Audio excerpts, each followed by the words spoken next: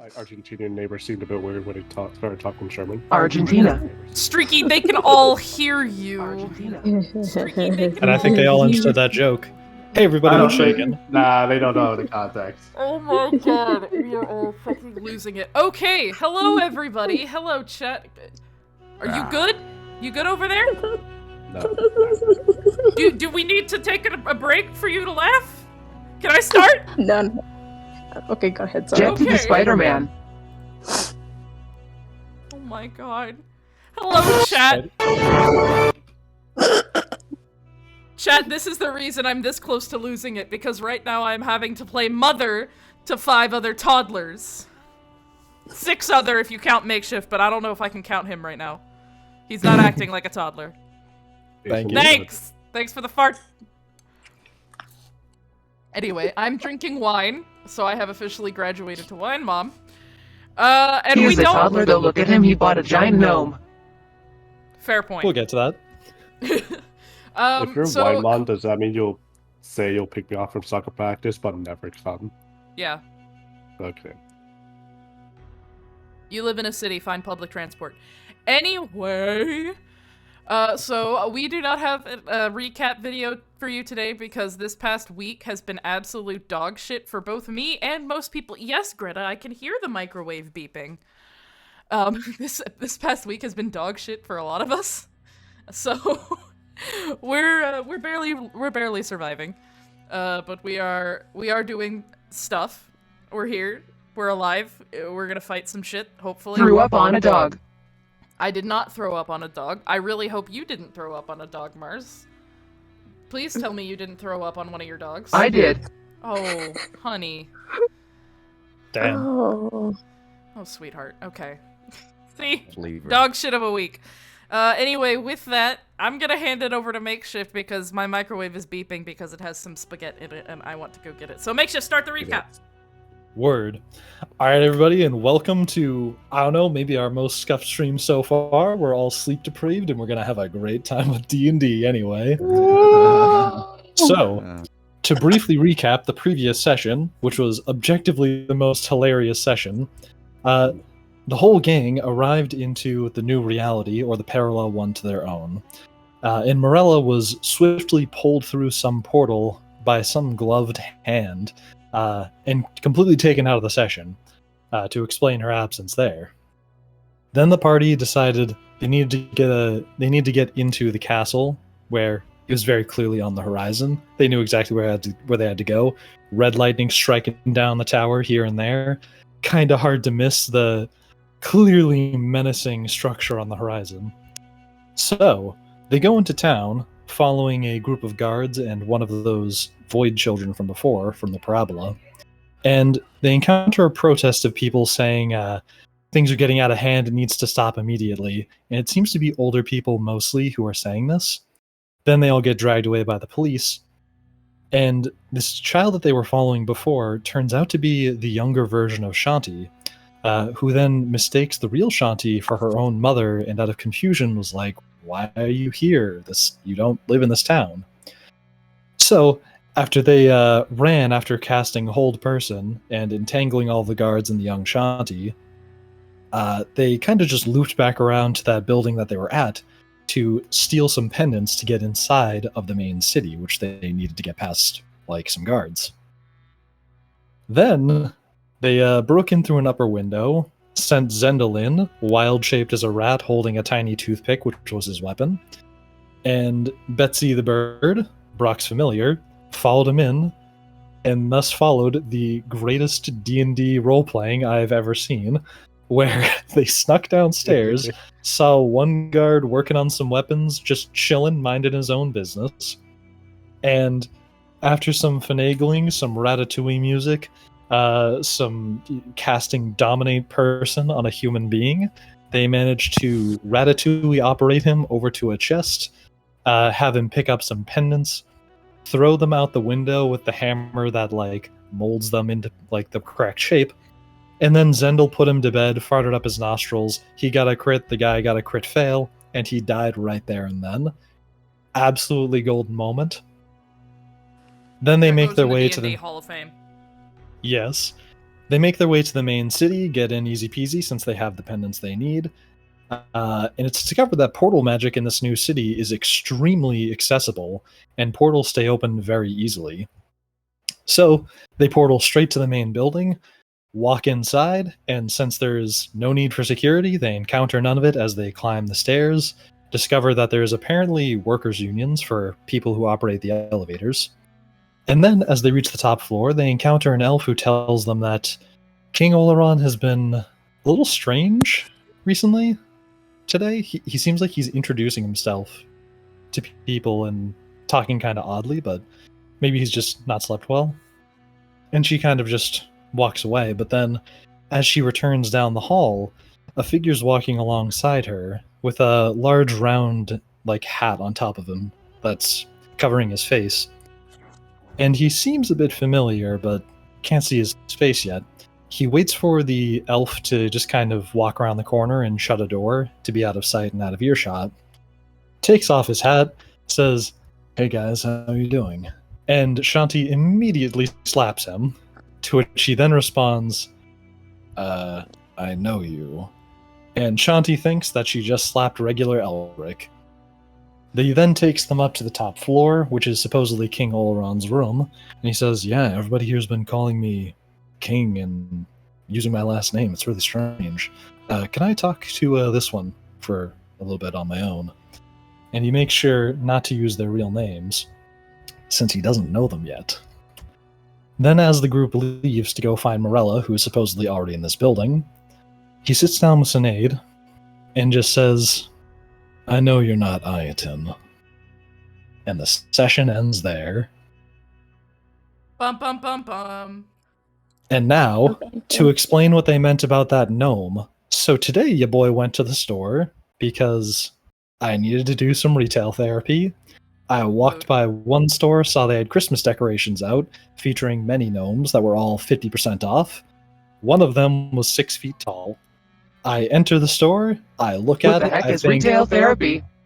it's when you just buy stuff to make yourself feel better. Easy peasy.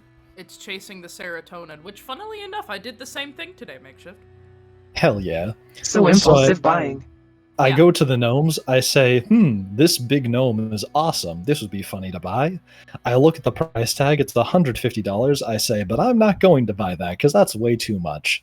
I walk around the store for a bit, notice that the gnomes are 50% off. I ask an employee, "Hey, I noticed the gnomes are 50% off.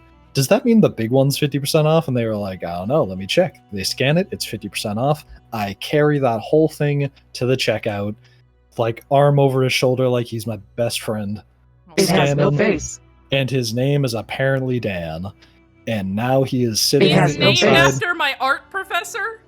Yet is He's just Dan named with Dan. Dan. It's God. apparently in the receipt that he just has that name. So I'm See- just gonna call him Dan. He's sitting in the corner of my living room.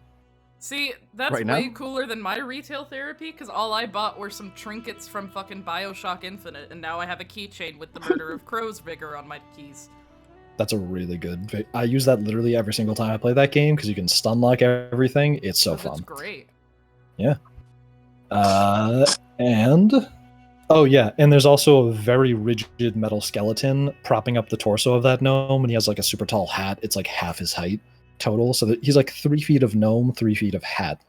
See, now I want to meet you just so Is that this I can Doug see your Dimmadome? apartment. Oloran the Dimstill Dimmadome? Basically, and if you swing him at somebody, it will actually harm them because it's a rigid metal That's right, Doug skeleton. Dimmadome. Please give him Owner a of the voice. Dimsdale Dimmadome.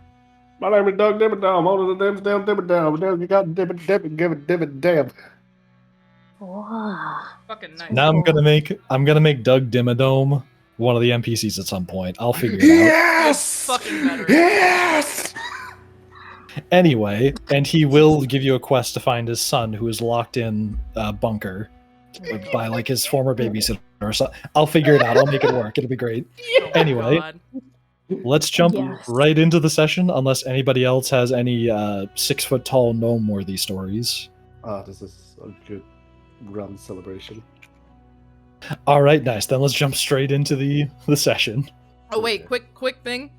Yes. Yasha is not going to be speaking very much. He is not at home. He is with friends and people are sleeping. So when he does speak, it's going to sound a little scuffed. But that's why he's not speaking a bunch today, but he is He's here. been He is kidnapped by the cooperating League with of us. Legends people. Yeah, sure. And so, I'm going to be looking out for his pings so I can be like, oh yes, Brock, please talk. And let's get started. Everybody ready? Ready? Yeah. Ready. All right. We're going to rewind back in time just a little bit. Mirella, as you're falling through the parabola portal, there's all these chaotic looking flashes of lights around you. Everything's looking wobbly and strange. And a light is approaching beneath you, as well as from the rest of the group. And then you feel something grab the back of your dress, at like the middle of the spine, and yank you backwards into a different light. And immediately, you find yourself inside of a library. Just a calm-looking library. It's pretty nice. Like, it looks like a private one. Mm-hmm. And there's a hand on your back, and somebody standing behind you. And this person is... You do turn around to look at them, I assume? Yes. Yes. Yes. You turn around and wearing... Oh, would he be wearing his hat right now? No, he would be wearing it. You turn around and you see Elric in a very formal outfit that's like all white in gray tones. Like, you haven't seen him wear a suit before, but he looks like he's wearing a suit. And he's looking at you with a very surprised expression on his face. It's almost like he's speechless. What? Joseph? What? What? Hi.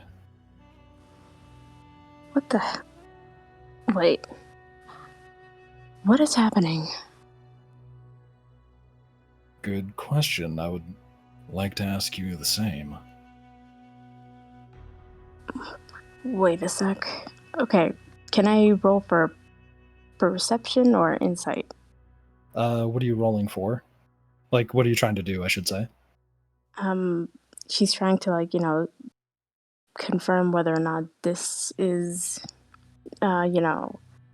this is Joseph. Okay, give me a perception check. Okay, come on. I have dice with me, by the way. Come on. 18. This is Elric. You're looking... That looks exactly like him. He's just wearing a different outfit, which is super weird, but yeah, that's him. You're... Okay. You're not... You're Joseph, but you're not my Joseph. You're Elric. He raises an eyebrow. Care to explain what you mean by my Joseph? Okay, so she whips out her mask. What does this mask symbolize to you? He looks at the mask and scratches his chin for a moment. He still has a more surprised look on his face, but the mask kind of seems to, like, calms him a little bit. He just says, well, it's clearly fine craftsmanship. It almost looks like the kind of thing I used to do myself a long time ago. Well, then you're clearly not the Joseph I know. Send me back. Come again? You pulled me out. Clearly you have a reason for keeping me here. Just send me back. He like rubs at the side of his head and like steps away for a moment. Sort of, and like walks over towards a balcony. And it's this point you can see that this balcony seems to be very high up in the air, almost like you're on a mountainside. You can see a huge stretch of a city skyline beyond it. And he seems like he's just trying to get some fresh air. Okay. Let me get this straight. I just pulled you out of the parabola. And the first thing you want me to do is toss you back in. Well, to toss me back with my friends, at least. He raises an eyebrow. You're with more than one person. More than just yourself.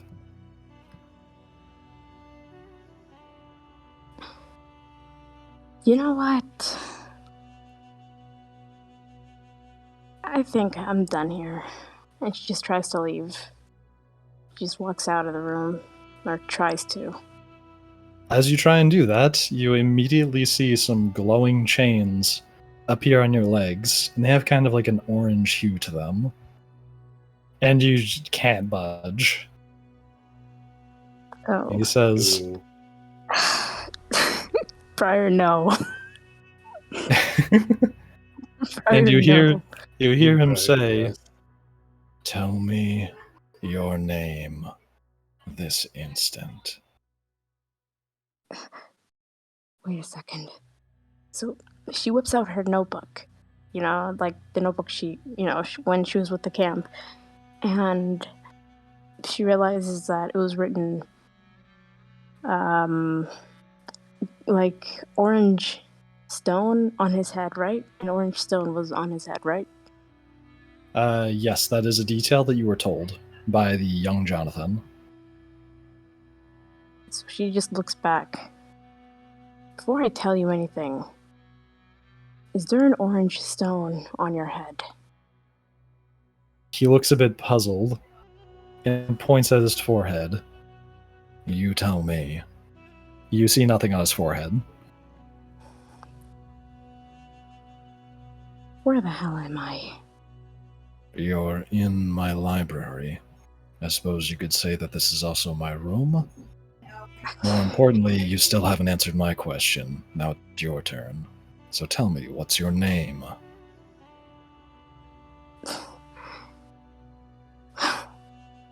Mirella. My name is Mirella.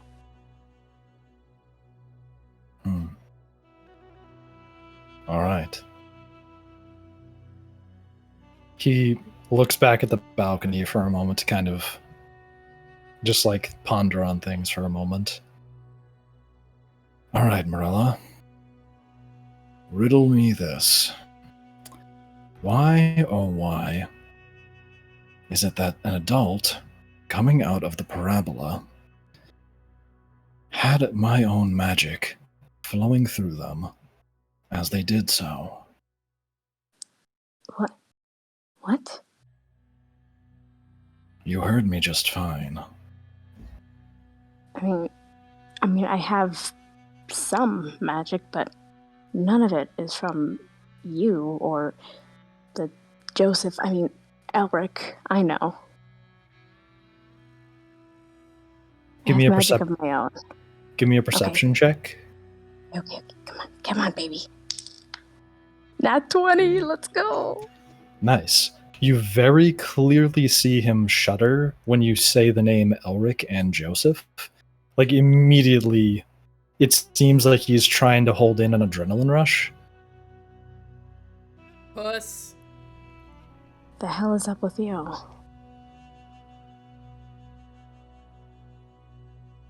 Tell me, why do you keep calling me Elric? Well,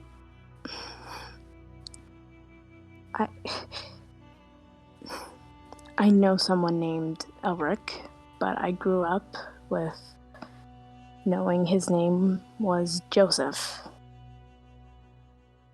Right. And how long ago did you grow up? You're a human. I mean, I'm in my early 20s, so a few years back. 20s. Interesting. Now, I'll reiterate. Why do I feel my magic coming from your body? Ew. It's unmistakable. How the hell am I supposed to know? I don't know, maybe Sorry. because it's your body. After all, the only way to have such a clear signature... Let me back up. Can I ask you something? Again. You just did. Yeah, so I wasn't really asking. I'm going to expect an answer. How educated are you? What school did you go to in this region? I'm not from here. Right then, do you understand what microbiology is?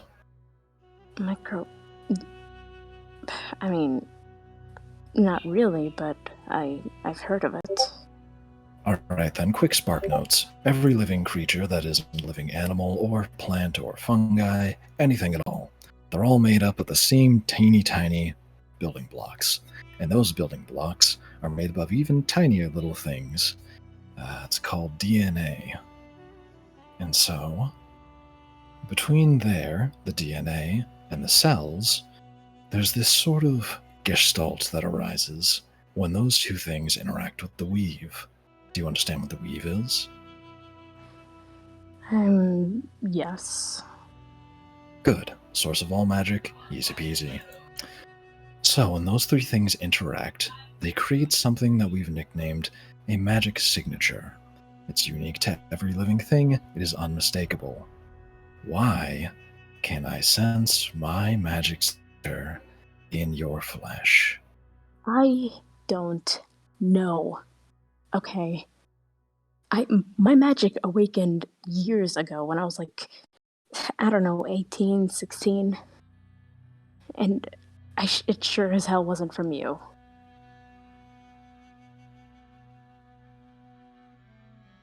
Tell me. Do you remember any details of your childhood? Where are you going with this?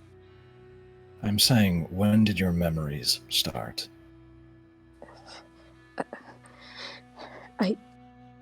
I remember my father, my sister. Okay. Getting somewhere? I don't remember my mother. That's for sure. And tell me, what was your sister? Well, I mean, she's not my blood sister, but she was adopted. She's an elf, or she was. Oh. She's the adopted one. Tell Where are me, you going? Where are you going with this? have you ever heard of a spell called reincarnate?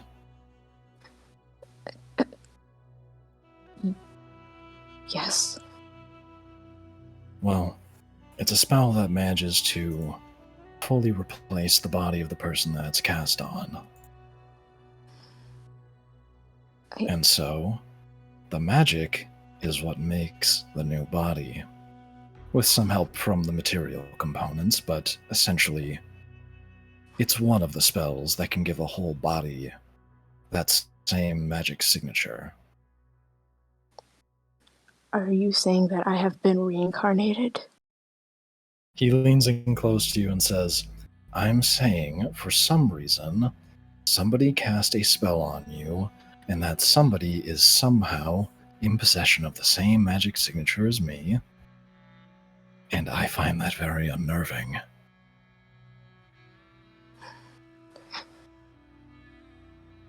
I'm getting out of here. She tries you're to not. leave once again. The chains are real firm. You know what? You may have his face, but I'm not afraid to drop your ass. So she whips out her mask, she puts it on, and she takes out her sickle and her dagger that Elric gave her, or Joseph, sorry. Oh? You've got a nicely made weapon. Sure, show me what you've got. Okay, this is a fight scene, right? Hardly. I would not classify it as that. He's This gonna is going whip to- your ass. I'm ready. Good, take a swing at him. He's ready. No, you wait. Okay. You ain't ready. Okay, should I roll or should I just... Sure, give me an attack roll. Okay, oh god. 17. I got some news for you. That didn't hit. No, You, no, I'm going again. You swing your weapon at him, and as you do, he just kind of ducks his head to the side, and it just misses. I assume you're aiming for the head. I was aiming for his neck, but yes. All right, he just ducks beneath it, and it swings past him. Okay, I'm going for it again. You go for another swing. 20. You got an at 20? Oh, hell yeah. Yes. So as that kind of swings over his head, you use your other arm to kind of catch the chain early and whip it around in a faster circle. And just enough so that it manages to kind of swing back to him faster than he expects. And then right as the blade makes contact with his cheek, it completely halts as if frozen in place. And he pulls his face away from the blade. And there's just a tiny cut mark on his cheek that drips with a bit of blood. What the... Bad. Quite frankly. I'm honestly impressed. He wipes at the cut a bit. It's been a long time since somebody landed a hit on me, but then again, I have been a bit taken aback by this encounter. He walks towards you and puts his hands, he raises his hands up towards your face. Am I frozen too, or... No, your hands are still free. And she just tries to lay a punch on him. Come on, come on, come on. As you, Why are you fighting him? You throw a I have haymaker to. up, you throw a haymaker up towards his face, and same deal, this one freezes before it even has the chance to hit him. The air in front of your fist seems a little... It's like there's almost a net catching it, like the air is solidifying and holding it in place. And you just can't manage to bring your fist close enough to his face with, good momentum. Nice try. And he puts his hands against, your cheeks and kind of, rubs the side of your face with his thumbs. He looks, amazed at this point. I have waited 1,400 years for just one person to come out of that abyss.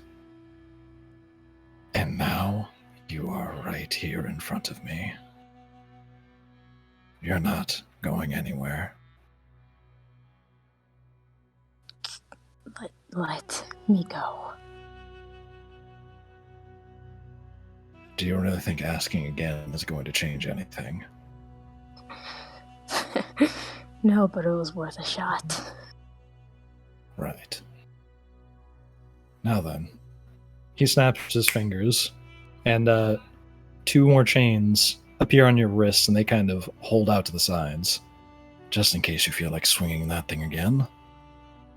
Now tell me, everybody else that you're with, what are their names? What are they like? She just spits at his face. The spit freezes in the air, and he flicks it back at you. Real mature. Okay, we're sending this girl to school after this fucking mission. No, Jesus we're not. Christ, Mirella. We're not. Mirella, that was your name, right? Do you have any idea how many times people have tried to spit on me? No. But I don't Exactly. want to know. That's practically instinct at this point. Well then. How about that other Elric? Want to tell me anything about them? I'd rather not.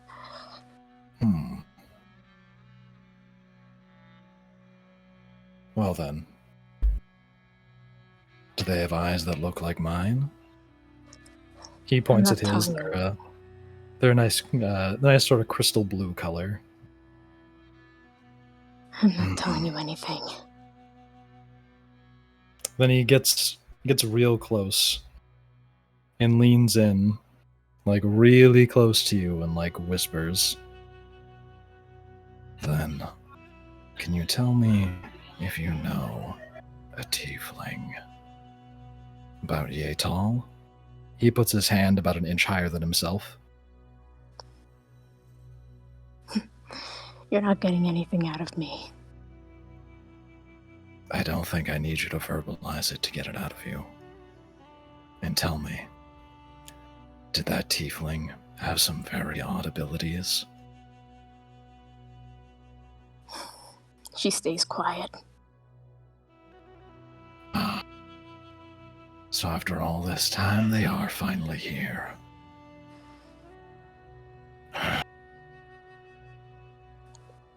No matter. It seems that I'm on good terms with you wherever you came from. This should be simple enough. Now then, I'll give you someplace cozy to stay where you're not going to escape from here. He snaps his fingers again, and the whole space around you changes, and you're in what looks to be like a medical bay, and he's standing there as well. Excuse me, practitioners. They all turn very suddenly, like with a jolt, like, oh, like crap.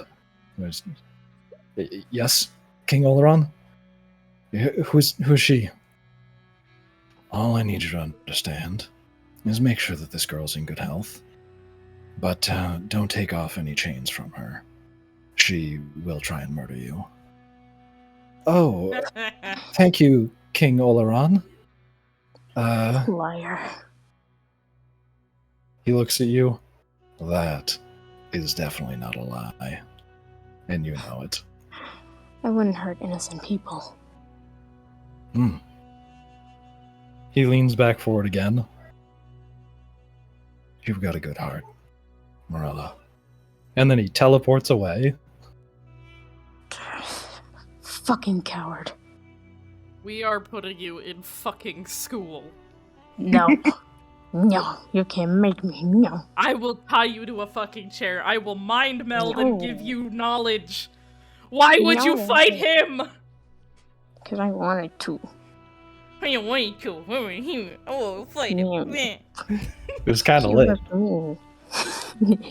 Sure. And so now, we move to a different scene at a different point in time. Let me quickly take a peek at my notes. That would be helpful, sir. Oh, I remember everything, actually. I rewatched the stream. Brock just wrote something kind of funny in the chat. You're Let welcome. me see. Let me see. I mean, I can pull all that energy out, and I can just throw it at chat. I don't think it'll be good, because we might get banned. D is for don't fight the weird god people. Yeah. Yeah, let's not get banned. Okay. Alright. So anyway, Sad. we're then taken to the scene where we're gonna call Shanti, Brock, Zendel, and Azim, as well as young Jonathan, Group A, and then Group B is back in King Oloran's room, which is King Oloran Cynade. Hey. So Group A, you see the young Jonathan ahead of you ever so slightly in the hall, and he looks like he's visibly shaking and very, very worried. And as he's like looking around each corner, it seems like he's trying to like look and see if there's anybody around who can hear him. But seems like he knows the way to the medical wing. Shanti's still reeling from what she thinks is actually slapping the real Elric, not the false Elric. She kind of notices his odd movements. Not really his face, but his odd movements. And she kind of walks forward and just looks at him with, like, that questioning look that your mother gives you when you're acting like a fucking idiot. And you're looking at Jonathan like that, right? Yeah, little Jonathan, little baby boy. He looks back at you and you kind of see, like, his face tenses up. It seems like he's trying to keep his cool. Give me a perception check. With, like, a DC 10. This is the fucking point where we listen to Briar search for her dice again. Those are Mania's dice. Where are Shanti's dice? Just We just- use the roll 20 dice. We No. just start here. They start searching for their dice, and we start hearing like water splashing and like a goat like bleep, like bleats. It's And a like cat where screaming. where are you keeping these things? And a cat You start- screaming as well. Going, You start hearing like tribal drums in the background. Sorry guys, I know I left them somewhere around here. Oh, they're on this drum. Thanks. My fridge is a portal to Wakanda. Oh my god. Wait, has anybody seen that commercial, or am I just talking out my ass again? I had no idea what you were talking about. Sad. I neither. think I'm the only Commercial. one that watches TV with commercials nowadays. No, I don't watch. What is TV? What is You TV? watch Only TV? Netflix. See, Only that would Netflix. make sense if you didn't watch TV, because you fucking fought the BBEG. Oh, I for have- just a moment, I thought it was a Sprite Cranberry commercial. I saw the Sprite and I was Yes, like, what? It is. It is. It's a Sprite Cranberry is? commercial. You want to But I saw regular Sprite. Oh my god. Yeah. My fridge is a Wakanda. portal to Wakanda. Okay. Alright, I found my dice. Okay, Now here we that go. I'm done seeing that. That Keep is them on your a- desk. They are on my desk. They're just in a bag. Fuck me gently with a chainsaw. Where the fuck is my fucking character sheet? There it is. That would be a 19. 19. Pause. You very clearly can tell Jonathan is very fearful right now. It seems like with a look he's trying to say like danger. We're in danger. Okay, she kind of nods a little bit and then just looks up and continues to follow him. But she's gonna use her telepathic shit, which I'm gonna drop in the Roll20 chat for you. Not to do detect thoughts, but to do speaking telepathically to any creature I could see within 60 feet of me, as long as it's in a language he understands, and since he's been speaking common to us the whole time. Yeah. Yep. The only difficult thing is that he can't respond to me. Mhm. So, let me just see. I'm gonna try and think about this. I really probably should never drink on a D&D stream again. She just looks forward like nothing's wrong and just sends him brain message and is just like, "Are you looking for the king?" Just, He looks she's over gonna- his shoulder. She's gonna ask him yes or no questions, so he doesn't have to speak. You kind of see him like one of his arms on his left stops swinging. But the arm on the left stops swinging, and it seems like he like holds up one finger and quickly puts it back into his fist. Fuck, what does that mean? She kind of looks at her eyes flick down to the movement that she saw, and she saw, the outline of one finger, because the whole how many fingers am I holding up thing is bullshit. She kind of furrows her eyebrows a bit and just asks again, was that a yes or a no? He holds up two fingers really quickly and brings it back into his fist. What? Yes. No, okay, I should have asked that better. Is He holds up two fingers.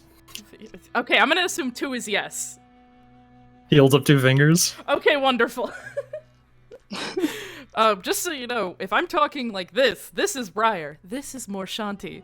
So I swear to God, I am in and out of character. Hello, Greta. Yes, you are a naked mole rat. Come here. Shanti looks back, forward again and is just like, "Are you looking for someone?" He holds up one finger again. Fuck. I'm trying to think. So she asked if he's looking for the king. It means no. Do you think the king is still here? He holds up two fingers. She still thinks it's Elric. I'm trying not to metagame here. Yeah. Go away, you're shaking. Okay. Fuck, I'm trying to think of the right questions to ask here. Also, everybody else give me a perception check. If you're over 10, you also notice that he's holding up fingers like this. And you realize that Shanti's talking to him about something. So, Brock, Zendel, and Asim perception checks. Yes. Okay.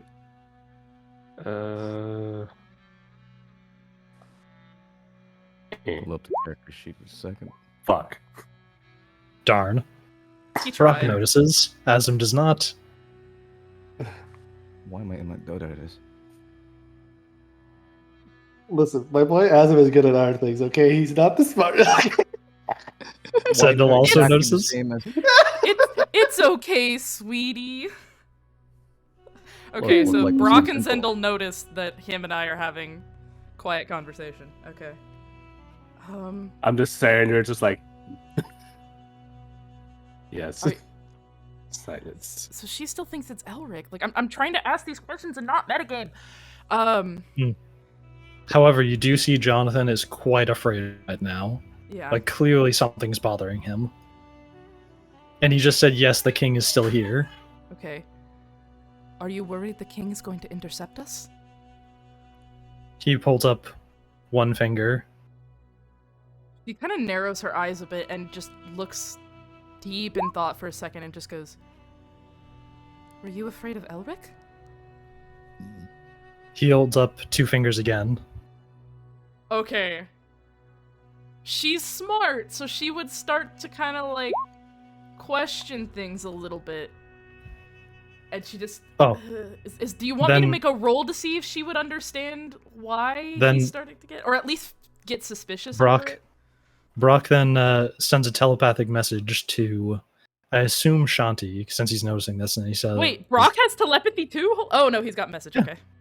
He says, "What are you doing?" That's my best Brock impression. Okay. Shanti turns around and gives him a slight smile. Can I shift it to another creature? I think so, yeah. Yes, I can. She shifts her telepathic thing to Brock, and she just goes, "Just trying to figure out what's freaking him out so much. And I think I'm starting to understand." And she turns back to little Jonathan, switches that telepathic link, and just goes, "That wasn't Elric, was it?" He holds up two fingers, and it's like he's shaking, like flexing his arm. Fuck. That she stops walking and turns around, and now like she's worried because if he knows that's not their Elric, there's a problem. And she just turns and she's like, "Fuck, do I run back? Do I tell people what's going on?" And she pulls her nails up to her mouth and she starts chewing on her nails, trying to figure out what to do. Immediately, Jonathan hears you stop walking, and he turns around and like grabs at like your clothes and like tugs you forward a bit, trying to look nonchalant, but again, he looks very, very worried. She turns back to him and just does the thing again. I like how, like, this sounds like such bullshit to people who can't see the Roll20 chat, but I promise I have a feature that lets me use telepathy. Yes. She looks back at Jonathan and does the telepathy thing again, and is just like, "Shouldn't we go help her?" He holds up one finger and like puts it up against his lips in like a shushing motion. She nods for a second and just goes, "I guess we play along then?" He holds up two fingers and like turns around again to start walking. She reluctantly follows him, but turns and she kind of falls back a little bit and links up with Brock. I don't know what to call it. But she links up with Brock and just immediately, "That wasn't Elric. Jonathan's freaked out. That was Oloran. I hit the right person." Hell yeah. Let's go. We have to give him a second Yeah. to get his response out.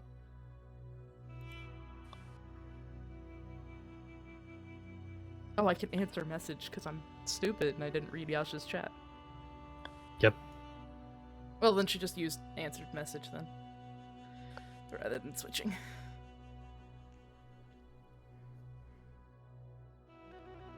He says, "Oh fuck," and we left Cynade with him, the one person he wanted. This is really funny. Da. Jonathan thinks we should play along, not draw attention. I don't necessarily agree, but I don't disagree either. I'm not gonna read that, Cynade. You can't trick me.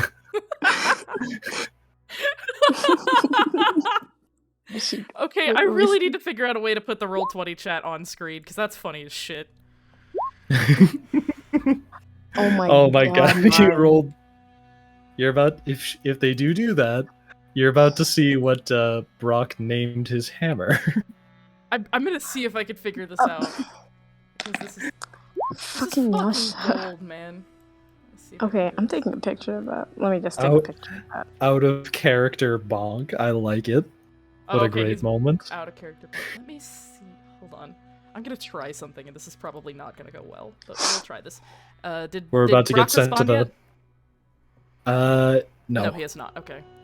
Stream is Well- about to be sent to the parabola. Oh I no, stream assume. is not gonna be sent to the parabola. There's this wonderful thing called studio mode. Oh, nice. Okay. Anyway, keep going while I try to see if I can do stuff.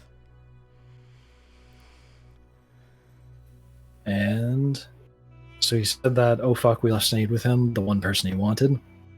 Yeah, and I said Jonathan wants us to play along. I don't agree, but I don't disagree either. And then he says, then I guess we should go and find Mirella. More hands we have to fight him, the better. And as you're all in this conversation, you notice that seems like Jonathan's been following signs that have this big plus symbol on them. You don't really recognize it too well, but it seems like that's what he's fixated on. Okay. And so eventually he gets to this one door where a guard stops him. He's like, hold on, what business do you have in here? And he says, how do I do his voice? We just were instructed by King Oloran to go to the medical wing. Oh yes, I was sent word not long ago about that. Right, make your way inside. And then Jonathan like holds his hand behind his back, and you can see him like clench his hand into a fist very clearly, and like give you guys a thumbs up behind his back. And he smiles up at the guard and goes, "Thank you. Have a nice day." And he walks past him and into the medical wing. Shanti eyes the guard person as they walk through. And she and Brock had been talking as he was speaking with the guard. And Brock had asked, "Do you have that summoning thing for our Elric on you?" And she had responded with, "I do." And he said, "We might need it." Yeah, he did say that. Yeah, I just relayed the Roll20 chat because I'm trying to figure out how to pop it out. And now I see what Cynade once again wrote, which I will once again not read. Cynade! I thought I'm the Oh. drunk one here. Oh my god. Anyway. So, as you all walk into the medical wing, you see that it's kind of odd looking.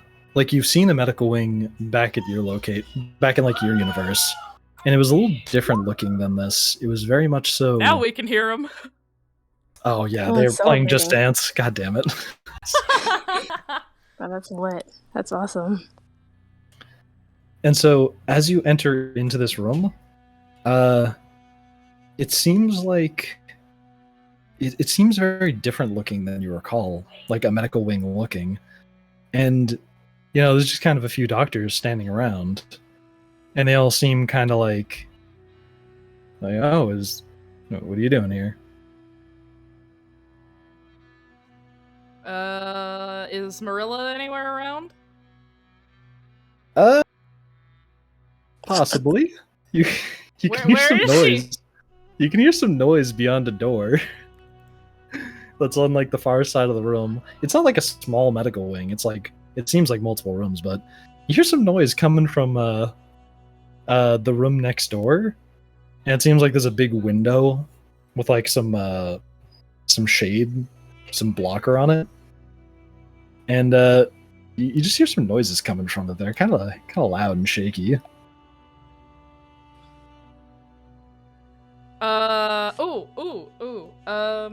I'm assuming that door is probably locked to keep back the psycho dancer bard. In their eyes, we Hey. love you. Hey, hey, you Psycho- tried to kill their psycho- king. They're not gonna like you, all right? rogue bard dancer. I think I was absolutely correct. Yeah. So, And Sean, all you of can do the, the telekinetic thing. Can I see if it's locked with the hand? all of I mean, yeah, you can try the doorknob. They're all looking at you, and it seems like there's everybody give me a perception check. Difficulty DC 15. Oh fuck, I'm gonna fail this. I'm not gonna fail this because I got exactly... Wait, what's 13 plus 4? 17! Nice. 21, 5, 17. Y'all better save me. I swear to God. Oh my god. Do I have to do enough perception? Oh my god. Yeah, everybody's in here. Okay. Let's see if this one works. Fuck, shit, fuck. Ooh! That's a good perception roll. Finally! What'd he do? My What'd he hero. do? Asim's I a can't good tell. boy. He does something. The chat's He being got weak. 21. Damn, brother! I am big brain. The neurons in Asim's brain are finally clicking. So, everybody who rolled above a Like, 15, I know this. you realize something is a bit off about these doctors. Their outfits seem a little like they're wearing like these white shirts that are kind of long, and like you glance at them and some of them seem to have like there's like 3 of them, and they're all in this white outfit just kind of standing around. There's no patience in here, and their outfits seem a little chunky, like they're wearing something underneath it. And then it occurs to you, they don't really look more like people who are wearing a shirt and standing You- around casually. You kinda cut out. They all... Am I doing good now? Yeah, you're good now. Yes. Okay.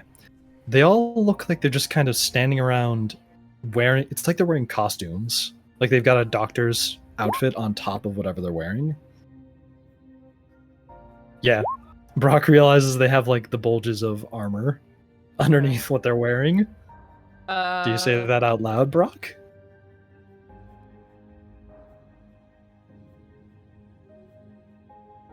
Because yeah, you can. Everybody who got above that DC 15, you realize they're wearing armor underneath their like doctor's jackets. Kinda did it? He pulls out his hammer. I'm gonna go out on a limb here and say he says out loud they're wearing armor, and calls out, "You aren't doctors." He does not pull that out, Cynade. I'm not gonna read that. That's a different kind of rating.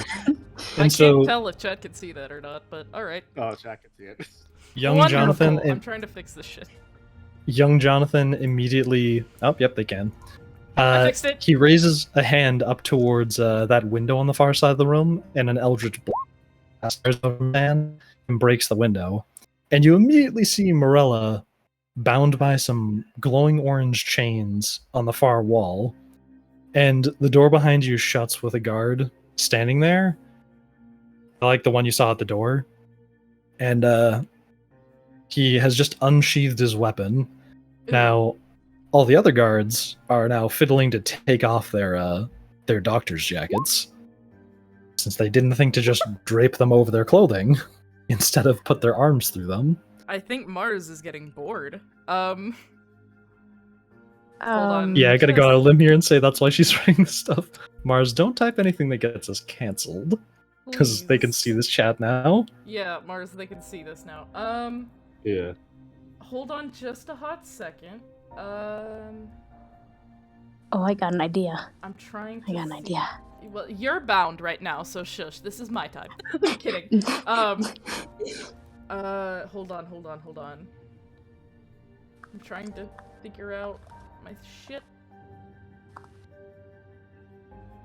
Oh! I forgot I had this at the moment. Makeshift.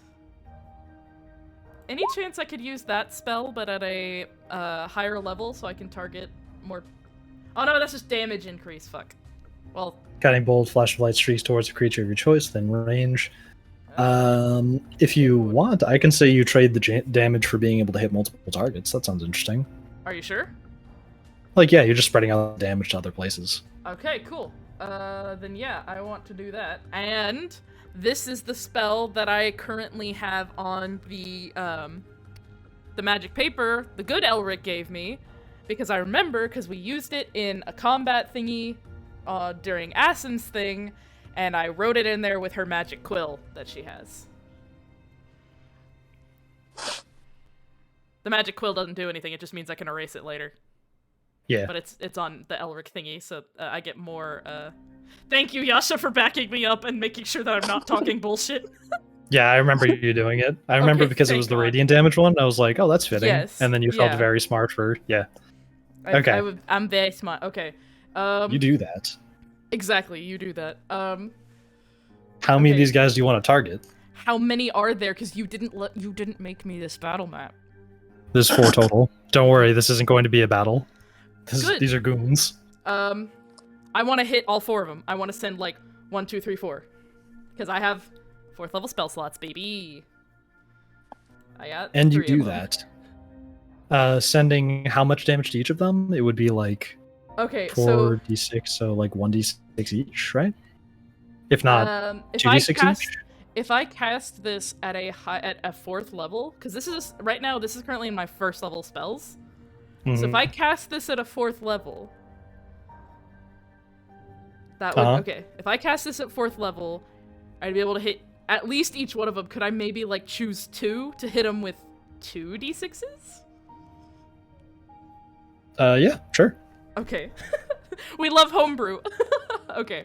All right. So I'm gonna say the one closest to Mirella and the one closest to the exit door are gonna get the 2d6. Word. Okay. You pull out your book. You do your thing. I kind of forget what the flavor is on how they interact with their book, but some Verbal and beams of light. semantics. Yeah.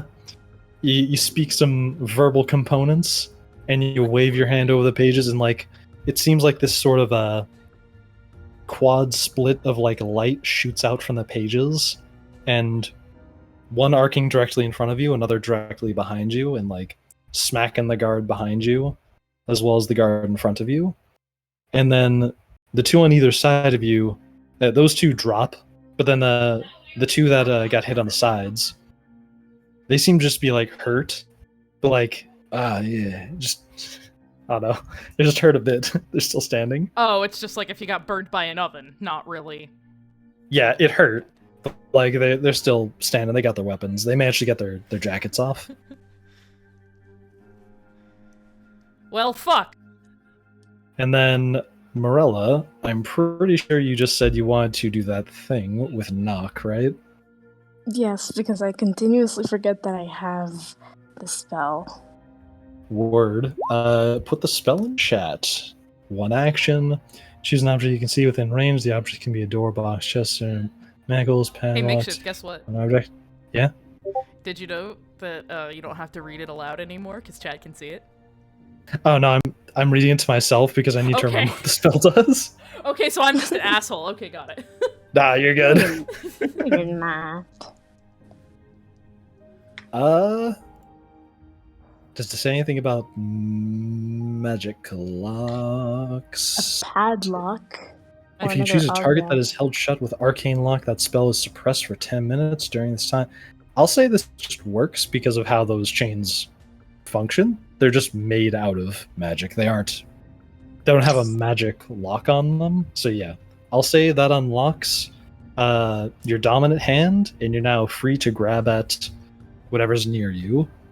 And there's like a tray near you that has like some sharp looking knives. You're kind of small though. Throw them. Nice. Make them throwing knives. Okay, I'm gonna throw them. Fuck yeah. Come on. Same brain cell. What? Same brain cell. You do that, Something's grabbing some of those scalpels. That's the fucking word. There you Grab go, a buddy. scalpel. You twirled in your fingers a bit, like that ending of Call of Duty Modern Warfare 2, and not the new one. And you want to just target the left or the right guard. Honestly, whoever's in my like whoever I can see that's in my range of sight.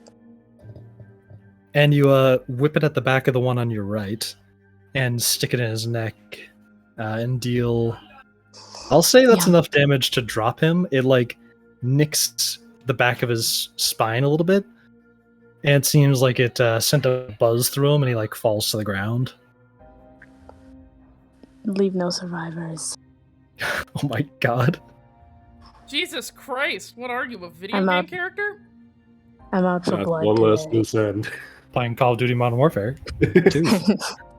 Fucking apparently.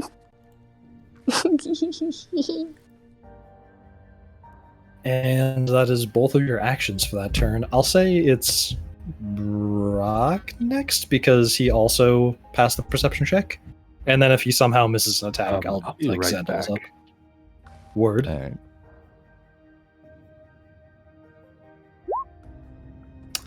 And Brock quickly walks up to.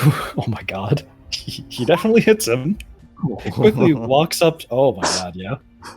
Walks up to that last guard who's already God. singed from that spell. And just smacks him in the chest with his hammer. And dents his armor, and that dude just falls backwards onto the wall unconscious. Hydraulic press. And so he's now just out cold. And you're all alone in this medical wing. Morella's still chained on 3 of her 4 limbs. Alright, if we're all alone, Shanti's gonna rush over to Mirella and start trying to help her get out of the chains. And then then Jonathan says out loud, "Okay, I guess there's no point in staying quiet anymore. Listen, I don't know what you think that guy is, but at the very least, good news, if he was going to kill us, he would have just done it back then. Bad news, I don't think we can kill him. So, the most powerful being in the world now knows where we are, and I don't know what to do." Where is Cynade? Where is she? He's with him. We thought he was the real Elric. Damn it. If it helps, I slapped him first. She did. It was kind of cool. I've never seen that happen. Mirella gives Shanti a fist bump. I did give She him fist bumps back and goes back to try to get her out of the chains. I did cut his cheek. Who invented the fist bump? I did. Gay men in the It's- 60s. I don't know what you want from me. First time in universe a fist bump has occurred. You managed to get the chains off pretty quickly. They seem not too Yeah. complicated, just very firm and strong. Okay, does she have all her weapons on her, or were they, moved? They seem Morella saw them get stored in a box that's just on the other side of this room, Okay. so she knows what they are. Okay, well, she can go get her weapons then. I was just making Yeah. sure I didn't see them. Fine. Do you want them? I don't know where they are. You do. I was hoping you'd I'll help I want you, you to. but go get your shit. I want you to bring me my murder weapons. No. No. Shanti walks over to Brock and stands next to him and is just like, no man is unkillable. There must be a way to kill him. Clearly, I was able to hit him, so he's not unhittable. Shanti. You- I attacked him. And? That man he's almost invincible, but not invulnerable. Exactly. He's not invulnerable. Something has to be able to kill him. He's not immortal. Hell, the fucking primordials were killed. Makeshift can Brock read says- Brock's message. We should get our Elric and help us out. We need to get back to Cynade. And you hear Jonathan idea. speak up. Maybe a second one of those guys isn't the best idea right now. But you said something about actually harming him, Mirella? How'd you do that? Well, it's, as she, gets her weapon, a little thing called the act of surprise. You just hit him really hard, didn't you? Yes, I did, and Okay. I cut him. Actually, wait a second. That might have something to do with it. I mean, after all, you would have been the first adult who's ever come out of the parabola. He might have been too surprised to think straight. Oh, fuck. Sorry. No, that's not it. I He think that was pulled- it. I think he was surprised that you were Well, here. there's another I think thing. that was There's it. another thing. There's another thing. What's the What other else thing? was there? What else was there, Mirella? Apparently, I have some of Joseph's magic imbued in me. See Shanti's eyes her eyebrows Jojo? just shoot up, go, So explain He's, context, please? he's like your boyfriend? No, he is not. Shanti just glares at the little Jonathan for a second and just looks back at Marilla. No. He shrugs Shanti, away from you. You know my story. Shanti, you know my story, okay? And apparently I didn't know my full story either. I've been reincarnated. And Joseph used his power to reincarnate me. I guess that's how King Oloran sensed me and pulled me out of the parabola. Same, bro, There same. you go. The purple. I twisted my tongue there, and that hurt. Wait. Oh, okay. Shanti remembers something from the battle with the king, and she turns and just fixes her eyes on Zendel and just goes, "Please tell me you have your spores right now." They're always on me. What are you talking about? The thing you did with Elric in the catacombs, the spark thing. If we catch him off guard, maybe we can use that again. Oh yeah, we can totally do that. Jonathan, how much magic do you know? I mean, enough. Why do you ask? Because I can't do that spell, and I don't know if anyone else here can, but I know if you can do enough magic, maybe you and Zendel can do something with Zendel's spores. And she kind of closes her eyes and, raises her hands to the sides of her head as she's talking, as she looks like... Does anybody remember that scene from Sherlock, where Sherlock's sitting in a science lab, and he just looks like he's twitching and looking at all the math problems and shit? Yes. Mind castle. It's is it- similar, from yeah, the Bobblehead? Mind Palace or some shit. It looks like that, but not as twitchy. And she's just more talking out loud than talking at anybody. And she's just like, we can catch him off guard. We can use that spell on him, drop him, and I don't know, stab him in the back or something, or use the hammer or some shit. Just catch him off Then guard. Brock speaks up and Oh. says, Have Zendel's spores enhance one of Jonathan's spells? Yes, that. Jonathan goes, I got this one. And he holds out his hand and looses an eldritch blast at one of the nearby walls, and it looks kind of like this sparking beam kind of shoots out of his hands. I guess that could work. Zendel, would that work? Or No, nothing. You can hear that. or we can summon Joseph. Like Jonathan said, it may not be the best idea to have two of them. What if... I don't know, what if something corrupts the other one? Isn't there always, if they like, fuse? those science fiction books that some people have in Vestia? That meeting your alternate self is a bad thing? I don't remember. There were just... some people Famous would leave her tale, on a Back to guild the hall. Future. I don't know what Back to the Future is, but... it may not be the best Or idea Onward to to summon the him until Future. we actually have to... Awesome! Awesome! Brock, you can make things big, right? What if instead of making Henry big, we make Awesome big? He can do the multiple punch thing, the thing he did with his brother. Or, I don't know if that was your actual brother. No, that's better. I'm gonna cast Calm Emotions on. Hold on a sec. That's actually a really good idea. I'm not gonna lie, that's a very good idea. Calm your ass down, girl. What the hell? Stop it. That's no. She just thought she slapped her boyfriend, but actually slapped an asshole. And now she's trying to not feel bad for leaving Cynade alone with the asshole. I think she has a reason to be frazzled. Okay, Makeshift, can you read Brock's stuff? Yep. Then Brock says, Asm, you'll be a big target. You good with that? Well, would it affect my speed in any other form? I'd just be big. That is a good question. Yeah. and before am I- Cynade am I once gonna again have types it? the word big ass guy. Because that's exactly what that is. Because, There Okay. she goes!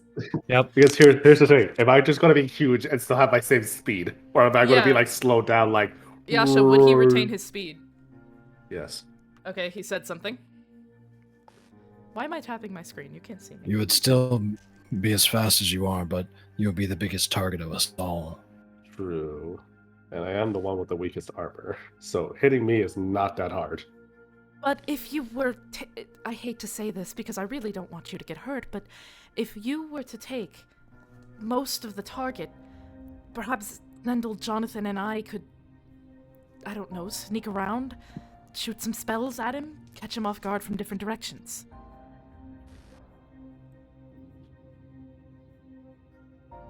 Perhaps. And then, as you're all trying to formulate a plan, you see these kind of like purple sparks sort of forming near the doorway. And it's almost like this kind of crackling energy is coming from the area just near the doorway. And you hear a voice speak. Oh, great. We shouldn't have just left it up to these chumps. Fine. I'll do it myself. Because of course I have to. And then a bright light flashes as all of you have just teleported to a different room entirely. Oh no. And Oh, you fuck see me. around you. Hang on a second while I switch the screen to. I am getting so tired of teleporting! She does not There's a actually say lot- that, but that's really funny though. There's a lot of it in this world. I'm gonna shit on every teleporter I see. And that's me, not her. Oh yeah, look at my battle map. Let's go. Let's go. And then Look at the map of my ass. That is not the map of my ass. subscribe to our OnlyFans, you'll see mine. No. Oh? Just kidding. Where's the Oh? OnlyFans? No. If only No. if we hit like 1 million subscribers. Adrian, find the OnlyFans! No. No. Yo, NSFW art of our characters? What? No. None of that. Okay, maybe a Zendel. What? Oh? Maybe a Zendel. Femboy What? Zendel, What? what? Awesome, man. Anyway, sorry. We're back in here. Hold on. I'll cosplay as Like, have Elric, sure. cognitive dissonance every session. for No, the first you are 1 not allowed hour to that I cosplay need as to- Elric. Damn. We get an asset for this guy. So put down your stuff. Yeah, around that area right there. Because that's kind of where you teleport to. Fucking Christ. There we go. Hello, it's Shanti. Okay, come on. Come Are you on. all really, Wait, did- really small, or is that token just really small? Did I That put it on the token right layer? is- I did. Really small. Did you not He's update rude. with the tokens that I made? Oh, yeah, sorry. Eh, We have new tokens. They'll be here Yeah. next session. we have new tokens. No one cares. I think Fucking this hell. this token specifically is just oddly tiny. I didn't Okay. expect that as I clicked on it. Greta, I My swear to God, token. I will feed you in a minute. Just please. Wait, My what the token. Okay. My token. It's doing the thing again, and it's Click. You're Okay, human. hover over your. Oh wait, you're on an iPad. That's right. Makeshift helper. no. Oh, it's- yes. I'm on Roll20 on my laptop. Then I'm hover talking over to the you guys. name. Wait till it turns blue. Click the name. Drag onto map.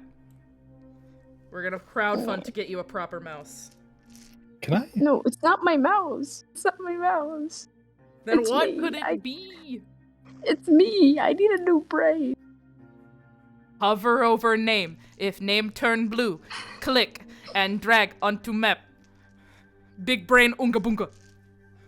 Ah, I did Wait, it. wait, you're not translating right. It's. Okay. We need to like Okay, do I- the session or Mars is gonna shoot us all. Yes. Wait, okay, how do I? I'm gonna just use this thing as a stand-in, since Roll20 does not want to give me a cool asset for a big-looking golem. Oh Okay, great, And we have so- to fight a fucking golem. Can I- Shit. okay, there's two of me now. Can Oh, let me delete the other one. Ah, yes, your shadow How clone. Oh, it's gone now. Kagebushin Hojutsu? There we go. Okay, so Thank you. on this side of the room over here, you see Levos from before, but he doesn't look quite as cracked out when you look into his eyes. And there's this big Is golem. this Levos? Yeah, this teeny tiny little little JPEG here. Brock, That's Levos stomp on sitting up him. there. He's bigger than that. Hang on, let me. He's actually a regular size now. He's just Oh standing at the my God. intersection between points.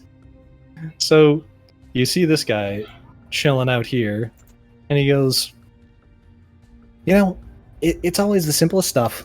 They can never pull these things off. I don't understand why King Oloran hires these kinds of people. I mean, for God's sakes. Anyway, All right. What is that? this. That's my answer to the problem of you guys. So enjoy." And this golem starts like stepping forward. Golem fight? Golem fight? Yasha, golem fight? And he turns towards you. Glorified It's Pokemon? a very odd looking golem.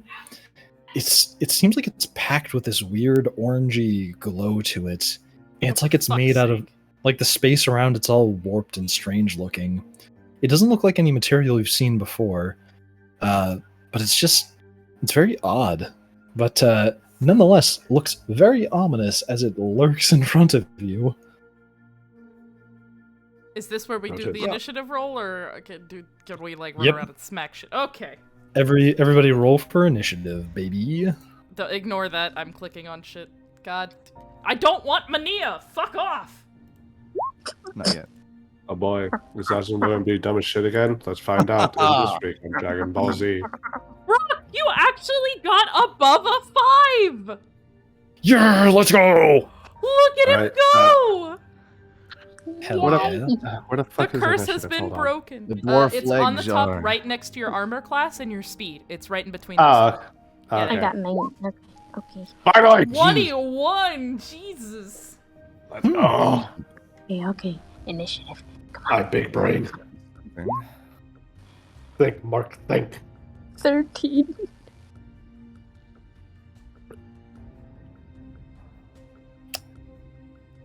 Bella got a 13. The enemy got a 10, so you guys are looking pretty good right now. Fuck Hey. yeah. Yay. Yay. Then Zeno got 17, Shanti got 17. You want to know how to confuse the hell out of chat? What? If you look at stream and you look at my mouse, it's currently hovering over the chat box, right? But if Uh-huh. I move my mouse over here towards the golem, oh no! Where's my mouse? It's because it's over here! I went to the Shadow Realm, Jimbo. The chat and the actual like battle map are on 2 different screens. Oh, I see. Oh. Then How to Brock confuse got cats in chat. Brock got a 13 Brock got as a nice well. 13. Hell yeah. For anybody who hasn't tuned into all of the streams, Brock has been rolling lower than a 5 on every initiative roll for every single session. The dwarf It's honestly likes, kind of impressive. nerfing him, but he is angry today. Zany. Fucking shit on his face. I feel Shit on bad the that golden he. space. I feel bad that he gets a good roll on a day where he can't properly celebrate by screaming yes. Yeah, he's got to make sure not to wake anybody up. And so, let's begin combat, starting with Azim. Okay. As if he wanted to punch him. Punch him hard. Smack the fuck out of him. Okay, let me. Yeah. Punch, punch, punch. So first things first. I'm assuming this thing is like made out of rock. It looks a bit like rock, but it does not seem like rock. It just kind of has a similar structure to stone. Okay. So first thing I'm going to do is cha-cha real smooth closer to this boy. As we can see. Then I am first going to do a attack with my sword, which is a 10, and 7 swoosh. And then I can attack a second time normally, right? I'm trying to double check. Yep, you have multi-attack, and you even have key points. Okay, and I'm going to do... You swing a 10, and that is a miss. Or it kind of clangs off the side of it and doesn't really hit it quite hard enough. Okay, can I... Okay, if that's the case, then I'll do an armored... Okay, we're... It's a bat doing there. We got a slap. Great. You hit it again, but again it kind of like just dinks off the side of it, and it seems like it's not really doing anything to it. Okay.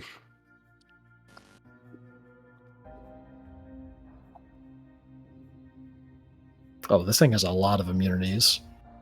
Well, I can't do shit. Makeshift. Is little Jonathan with us? Yeah, he's there. Okay. He just has the same initiative as the enemy. Okay. And goes before him. Oh, and I gotta put him down. I almost forgot. I keep just using, like, child token. Unless I have a stat block for him? Oh, wait. I'm just gonna use the Jonathan token. He just smole. I made a Jonathan token. But that's for, like, regular Jonathan. Oh, What do you want from me, you fucking square? No. I'm gonna say that to people. Anyway. You fucking square. So is that the end of your turn? Can I cha-cha backwards? Cha-cha real smooth. If you have movement to do it, sure. Okay. So I'm just gonna cha-cha over here. Because hold on, I moved from here to here. So that's 4. So I think I can only move 2 back, I think. Because I have 50. Yes. Okay, I'll go with that. The image I think of that's him how it like works. stepping backwards, staring at this thing like, oh fuck. He gets a You guys got this. he gets an attack of opportunity because you are in combat with him. No. So he is going to take a swing at you. Uh-huh. And it's a slam attack. Does a 17 hit? Plus 10? So a 27? Brother, I have an armor class of 15. All right, I'm gonna go ahead and say that hits. Nice. Cool. Glad to be helpful. And he does. Oh my god. Streaky is a mood. He does 20 damage. Okay. It's the Okay. plus 6. Maybe I should summon Elric. Fuck. Okay. What did I so say? What did I say? You might have been right, mate. I 20 was damage, planning you on said? summoning him later, but oof. Mm-hmm. Great. Great. Okay. 31. Oh god. Almost half my health. Oh god. Ooh. You guys are on your own. Fucking Azim is out of here. Hi guys. You boys should really balance his encounters. Probably. Anyway. Oh god. I just like try to bitch slap him and then he just waves his club and just like boom. Beats you into the Flies ground across like the room. Loki and Hulk. Yeah. Beauty monk. Okay, whose turn So- next? Is it me? That could be helpful. Yes, I think so. It is now Shanti's turn. Oh fuck. Oh fuck. Okay, I'm not gonna summon him yet. Just because Do I it. think we can do it ourselves. No. We've got this with the power of friendship, guys. No, we don't. No, we don't. Your We're fucked. friendship almost had me Honestly. fucking halfway killed. Well, you know don't what? have We some have weed. Okay, we we're have fucked. 1, 2, 3, 4 spellcasters, so you know what? We got this. Oh, gee fucking he. Briar. Quick question, Makeshift. Do Briar. things without a brain have an immunity to psychic damage? Let me look at his stat block. Damage immunities, poison, psychic, yeah. Fuck. What about ice? I'm gonna throw frostbite at this fucker. Not immune to ice. Yeah, I'm throwing frostbite at him. Where's my? I lost the chat box again. Fucking shit. Okay. Yeah. It's fine. So yeah, I'm gonna. All right. He's gonna beat the shit out of me, which is fine. I'm not casting it at a higher level. Okay, so what I'm gonna do is I have a movement speed of 30. Constitution save. Oh wait, I don't have to get that close to him. Fuck yes, I can. It's a range of 60 feet. Fuck yeah. Okay. I am gonna move, but it's not gonna be towards him. I'm actually gonna move over here. Mm-hmm. Because at some point, I'm gonna start hitting on Levos. But I'm gonna cause some frost to this guy. Once I reach 5th level. Oh, fuck yeah! I'm at 5th level. I can do 2d6, so let's go! Okay. He's gotta make a Constitution saving throw. He's gotta beat a DC of 13. And amazingly, he failed it. I already rolled for it. Yes! Okay. Nice. Brock, fuck off! Okay, 2d6s. That's 1. That's 2. We're using both of the coffee dice. Let's pray, boys. Let's pray. That's a 10, because that's a 6 and a 4. I I'm made gonna a summon dent in a fucking tank. Yay! I'm summoning. I'm gonna summon him. You don't have the teleportation instant stick and the other ones don't work. I'm gonna Yeah. steal it from you. No, you Just- are fucking not. Too far away. I'm a little too better. far. You better summon him. Jesus, I might. If he does, if he. I want to fucking be hits like people, beating I'm to a lying. bloody pulp, but it's like, no, not yet. The second you take damage, you're like, okay.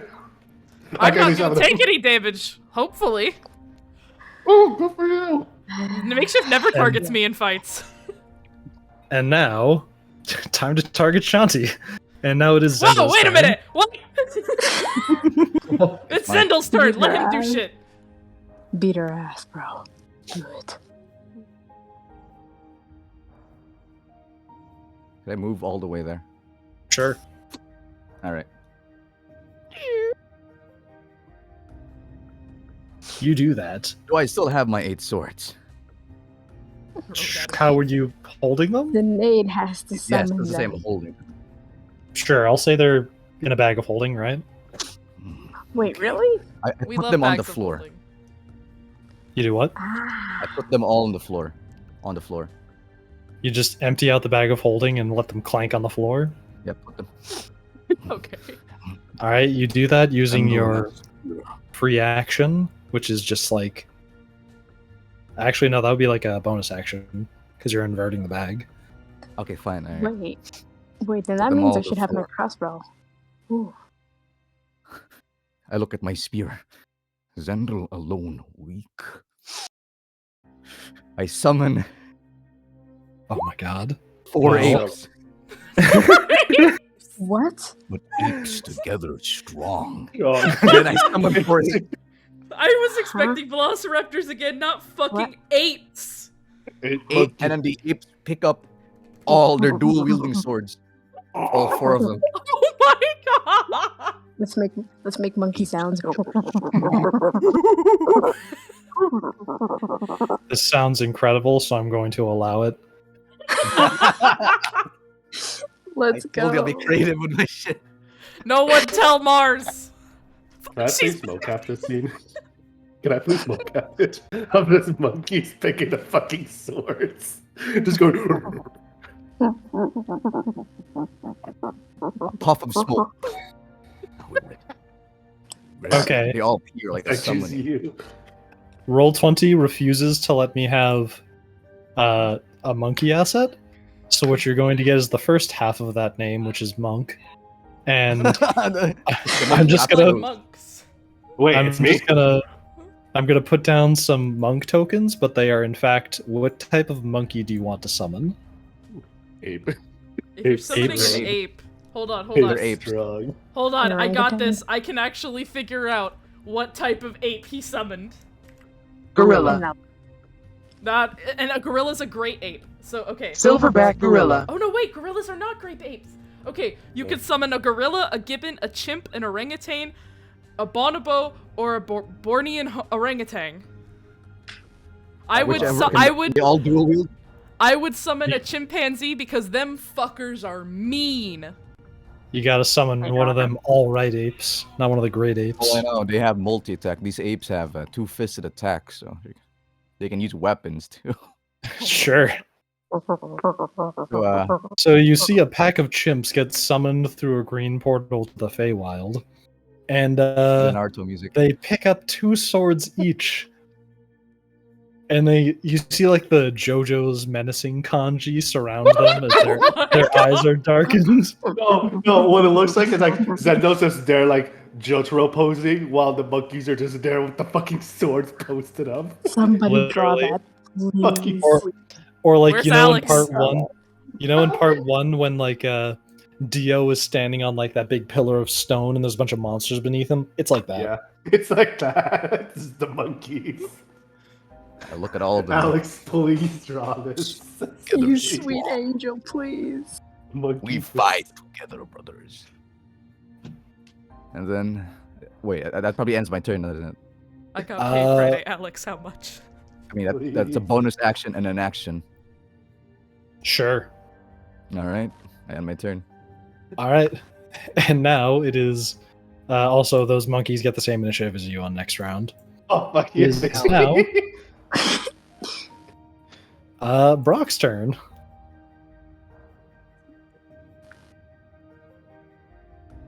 Fucking activated chimp mode. Oh my god. I will Alright, make Brock. monkey Oh, sounds. summoning scroll. I'm sorry, the jutsus are out. How long Oh. do those last for? Up to an hour. Oh my Yeah. god. About to pull some Kakashi Sensei with the dogs. I Let's will go. enlarge the golem and tell him to grapple the golem. Enlarge your golem, I suppose is what I meant. We enlarge kaiju Henry fight. and tell him to hug the other dude. It's gonna be a Wait, why kaiju not fight. enlarge the monkeys? Word, you do that, Enlarge and Henry. then He's big. Henry Henry- has better stats. Okay, true. Henry goes in for a grapple, and he has to beat some pretty high strength. I'll roll the strength check for this golem. It's gonna be a 2 titans fight while we monkeys do the Aaron Yeager. Just start Do it. cutting in. Ooh, Yes.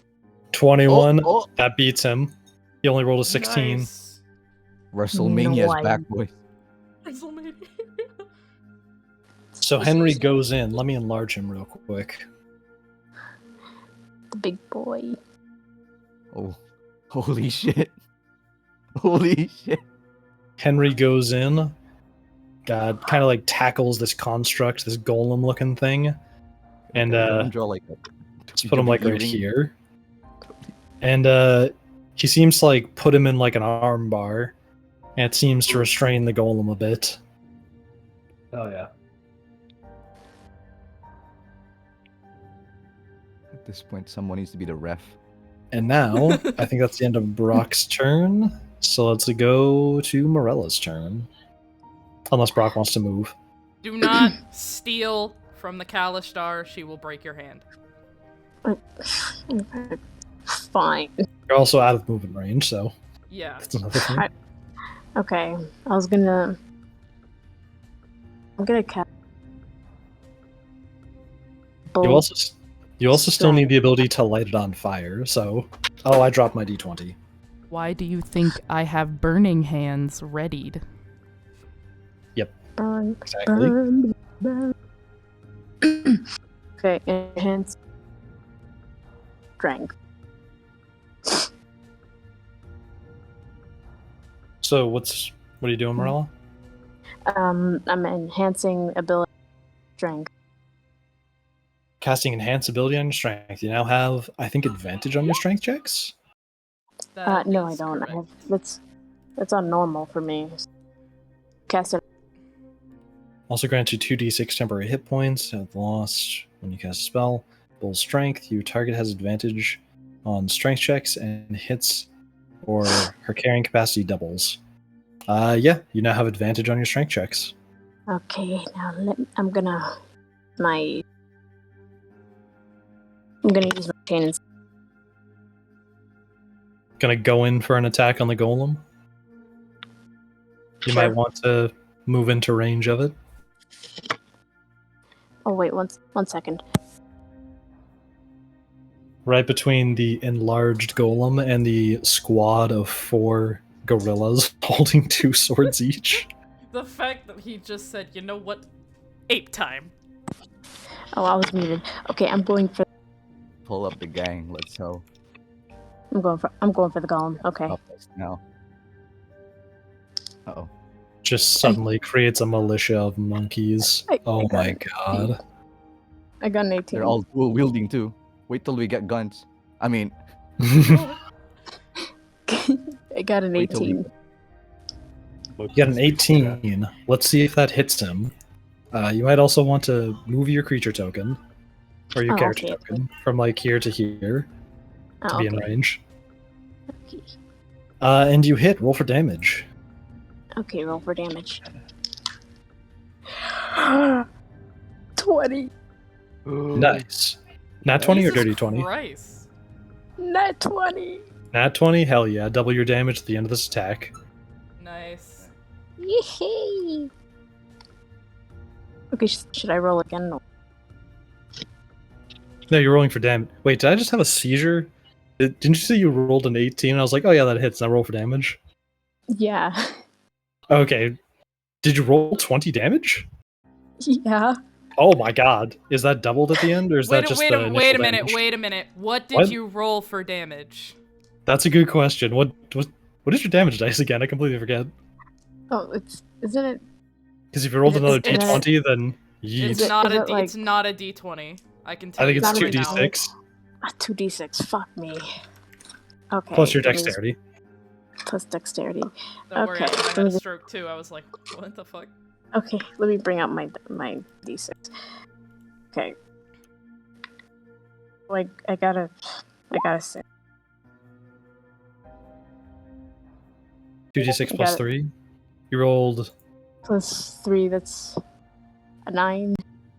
9, and then double the damage, it's 18. That's actually really close to what you said before. So you deal a solid 18 damage to it. Okay. You kind of seem to cleave at one of the edges between like these like bulbous protrusions of this golem, and it seems to have harmed it as you did that. Yeah, and she's super angry too after hearing him. He's not working. After what? Your voice cut out? Oh, right. I said she's a little angry. She's a little angry about hearing, that she was reincarnated, so she's not wearing. Yeah.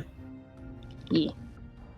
Alright, and now it is the enemy's turn. So first it needs to try and break free of this grapple, otherwise it can't attack with its melee. It rolled a 20 total. Now, Brock, give me the strength check for Henry right now with advantage. Ugh. It manages to just barely wiggle free and take a step back from Henry. And now...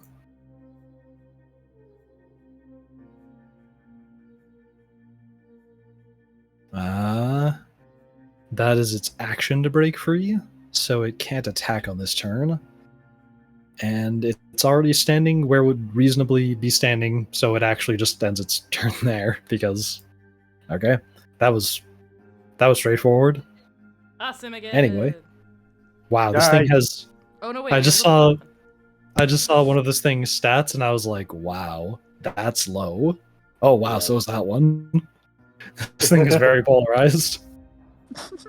I guess I know why it's immune to immune to psychic, because it's too dumb. Yeah. All right. So now, oh wait, it's Jonathan's turn as well. He's Yeah, going to little Jonathan, give me that Eldritch Blast, you little baby. Little boy. He lifts up his hand. I just clicked on my LinkedIn page, and now I gotta close that because I need to go get his stat block. Tell me about your resume. Tell me about it. Clink. So I have goddamn kitchen again. I have 20 years of experience with the COBOL language, even though it came out like 2 months ago. Yeah. So you should hire me. Oh wow, that's very impressive. Now, how would you benefit in this company with that knowledge? The Carbon language, my bad, not COBOL. That's been out for a Oh, long time. For fuck's sake, take a stab at the golem before I come up there and I chop both your wieners off. My God. He rolls to hit the golem. You bitch, my third wife took that away from me. He manages to land his Eldritch Blast and nail it. Good boy. And he deals a solid 11 damage. 11.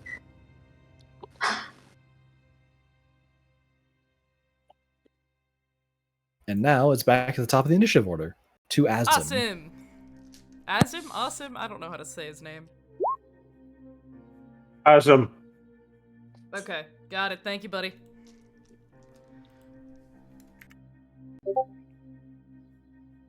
All right. So hear me out. Gamer play right here. Okay.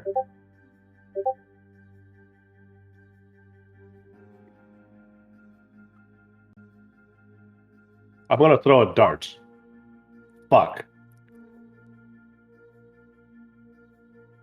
Does that hit?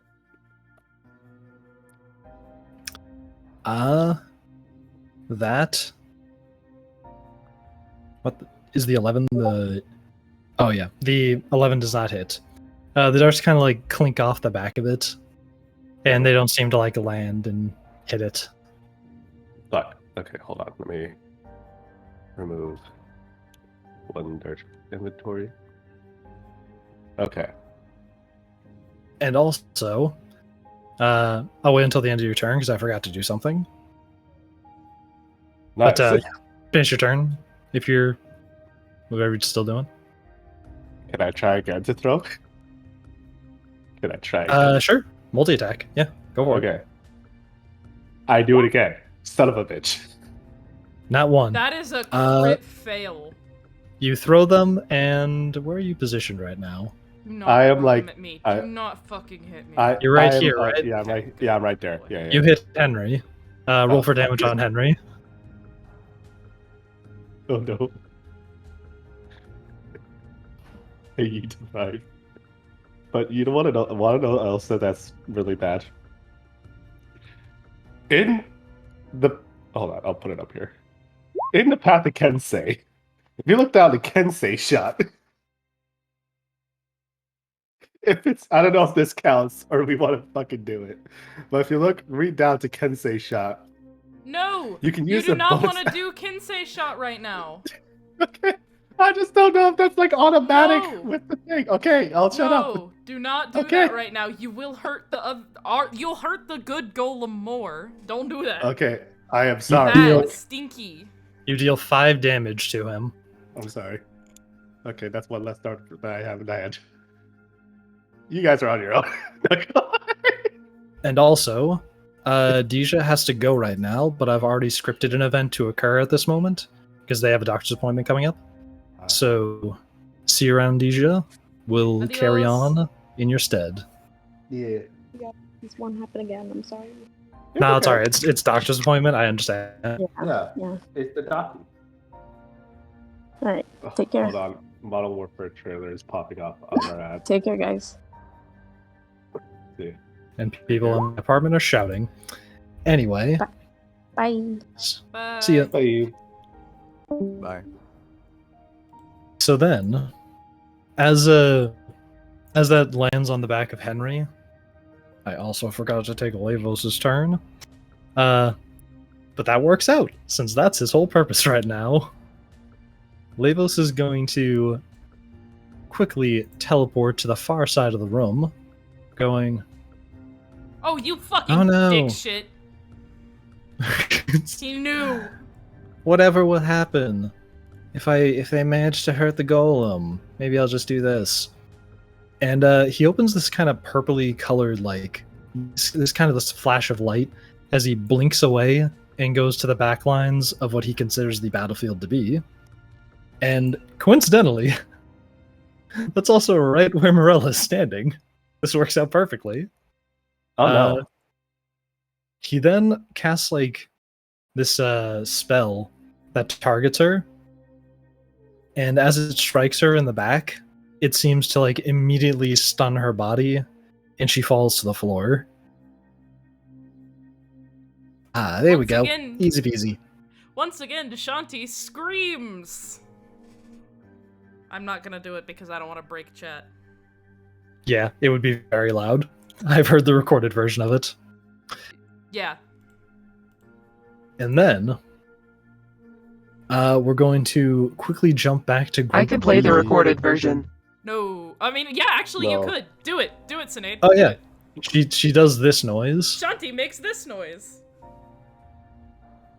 Give it a sec. Let me see. Y'all are welcome. It sounds like a stock effect. It's like really good. Right? Mhm. So I was listening to stock effects to try and get it that way. Shanti's scream rings out through the hallways, seemingly all the way up through many floors. Meanwhile, King Oloran is sitting in his library, and he kind of like looks at the door as if he heard something. Please, take a seat. What should I call you?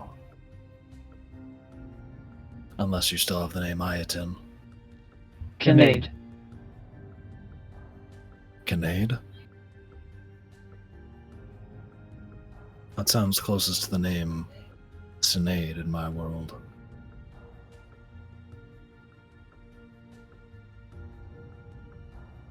That is my name. Well then, a lucky guess, I suppose. Tell me, Cynade.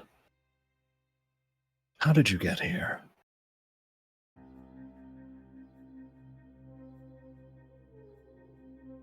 Well, that is sort of a long story. Hmm. It's your Jonathan appeared in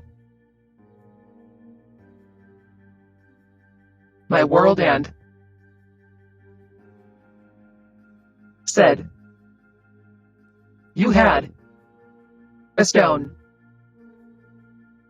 Hmm. So I agreed to come here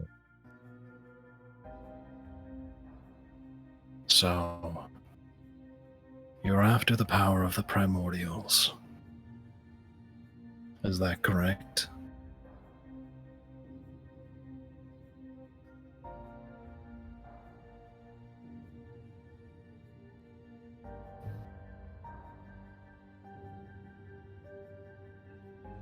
I'm after what I need to prevent the destruction of reality. Oh, prevent it. Right. I'm sure that's what you're looking to do.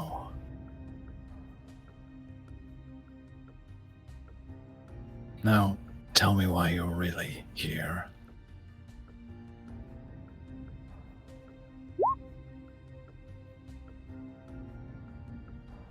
I don't know what you think I am. What I think you are? I think you mean what I know you are. He leans forward in his chair, puts his hands together. Kind of like a patient, all the fingertips touching away.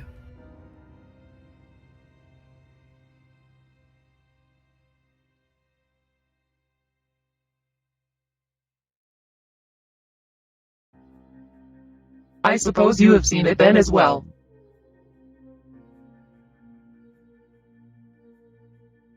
He glares back at you. Yes. And I know that you are most certainly what will cause it.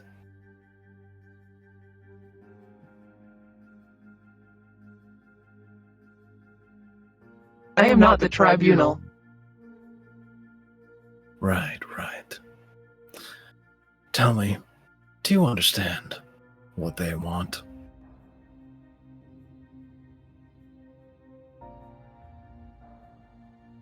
Somewhat. Somewhat. Well, my mother. He lifts up his hand and like points right at your face. With a face quite like yours. She actually opposed them. She looked to stop what was coming. And now, somebody who looks just like her, one of you, just prances their way out of the parabola and into my reality. And do you think I'm going to believe what you just said?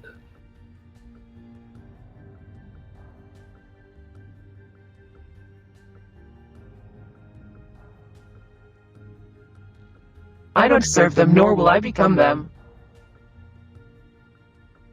He stands up. I am and- looking for a way to solve this matter, He stands up and walks over towards like in a way that does not cause any more pain. one of those spinning globes. And he kind of gives it a twirl.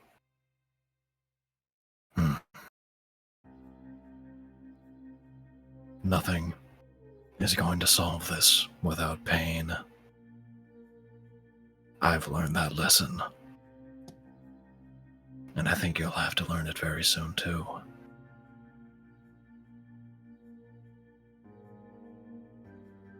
Is that why you use children? He steps forward a little bit and leans in. Yes. That's why I use children. Because I have no other option.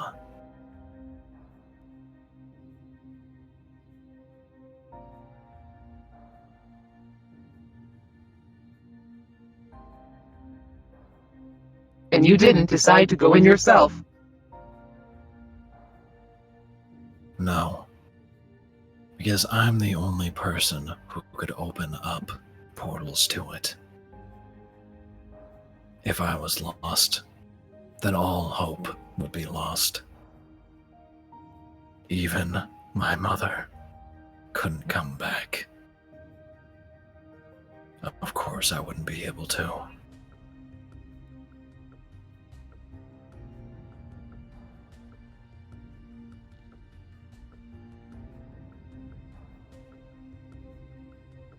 What hope do these people have? You keep sending their children into an endless abyss.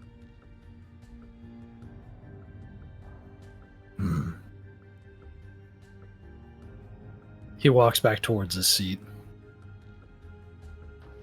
I suppose whatever help I can give them.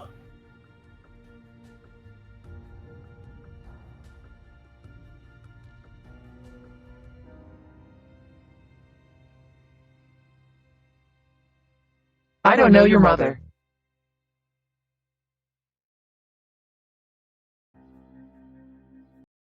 And I'm going to have that cut back to And this. I don't know what she went through, but I can assure you we have similar goals. And now I'm going to cut back to the combat going on. Unless you want to cap this off, Mars, but I'll switch back and forth in a moment after the next round.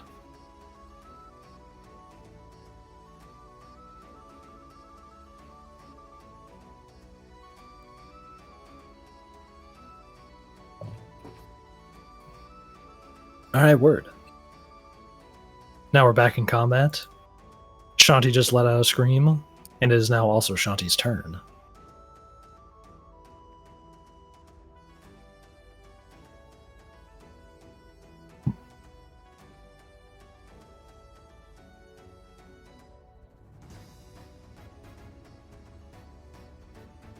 Mm-hmm.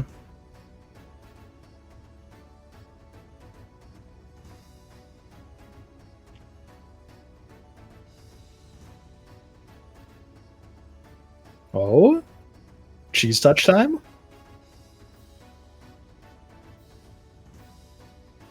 Cheese touch!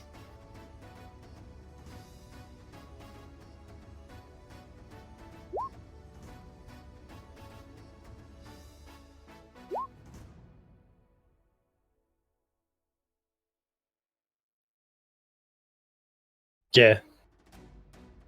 You definitely beat... Well, if that was armor class dependent. You make a spell attack. Oh yeah, that gets through it. And the spell save.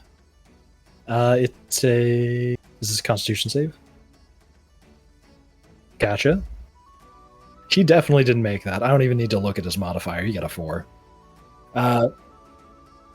He gets cheese touched. Roll for damage.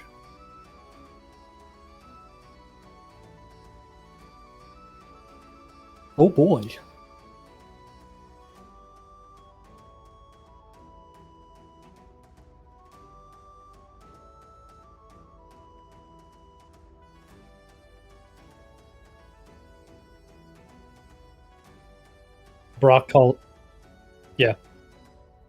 Brock calls out to the room. Zendel, take care of Levos. Henry will keep the golem in check.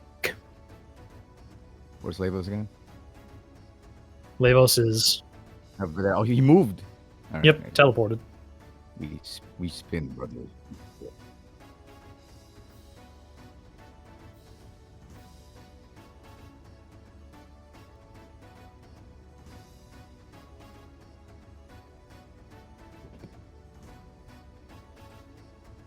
You just very much cheese touched him.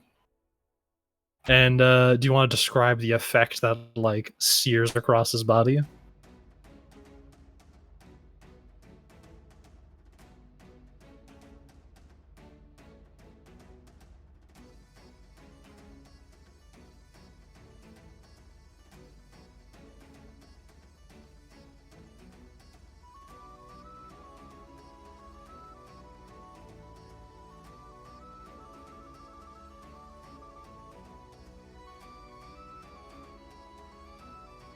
You do that.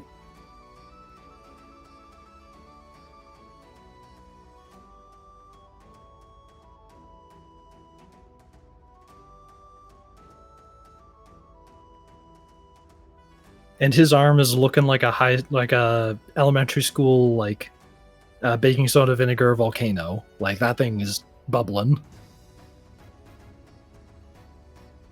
And he takes a whole lot of damage, and he's looking really bad after that. And now it is turn order Zendel's turn. And the I heard chimps. Brock on what he said. Gotcha, Brock. I slowly turned towards Levos. Hey, freak show! We're going nowhere. We've got in a ring for 3 minutes. 3 minutes of playtime. And we all the chimps just go. We just surround. If we can we surround him? How Sure. much movement? We have 30, and he looks pretty close. All right, we surround him.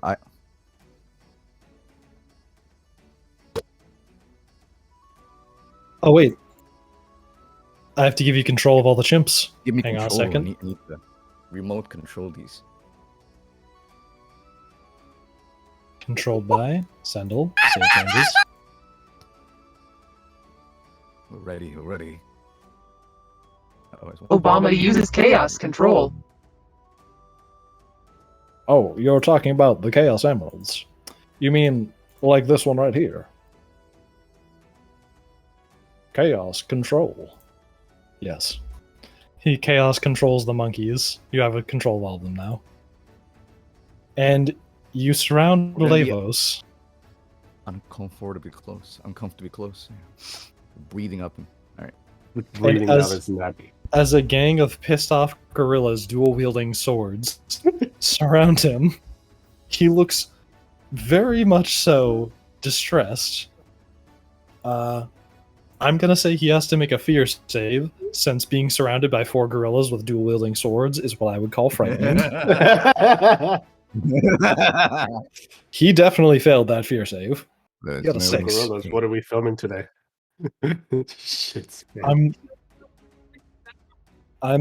I'm going to roll again to see if he does. If he gets a 1, I'll say he shits himself.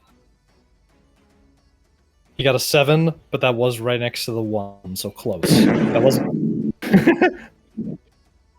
We were close to that timeline. God damn it. Does he have any reactions that'll save him from this, or is he just about to get fucking bodied by chimps? I think he's. Oh, it's gonna get bodied. Gorilla! What? Apes! Stab. Stab him. How much Damn. damage do those gorillas do? What kind of swords are you giving me? Yeah, I think Uh, it's a sword damage. I assume What they're did I pick dual up from wielding the them, armory? so I'll say Yeah, they're- short swords so they can dual wield Short them. swords. And that's probably like 1d6 each, so like 2d6 So that's times 8 4. That's eight rolls of that. Uh, Two-fisted. and they all have advantage, so give me an attack Oh, roll baby. with advantage for all of them. With what's the what is ape stat damage block? die for that? What's the stat? A stat block for ape. I'll give it to you. Stat block D&D 5e. Unless you do it. All right, you can do that too. They have multi attack and a +5 to hit. Apes. So I'm gonna say this is a strength weapon. They have +3 to their strength, so D20 +3 to hit him Oh yeah. with advantage. Okay, so I'm gonna do a multi roll for that. So that's that's 8 d20 +3. Yes. Oh. Each. Okay, how do you make that for each command? You could also just do one attack roll to see if they all hit. I'm fine with that. Like one attack roll with advantage, A one attack roll. just for simplicity. All right, maybe I'll make it 2d20. You definitely 16 plus 30. You definitely you beat his armor class. His armor class is like 12, Are you 15 with saying mage all armor. of those attacks hit?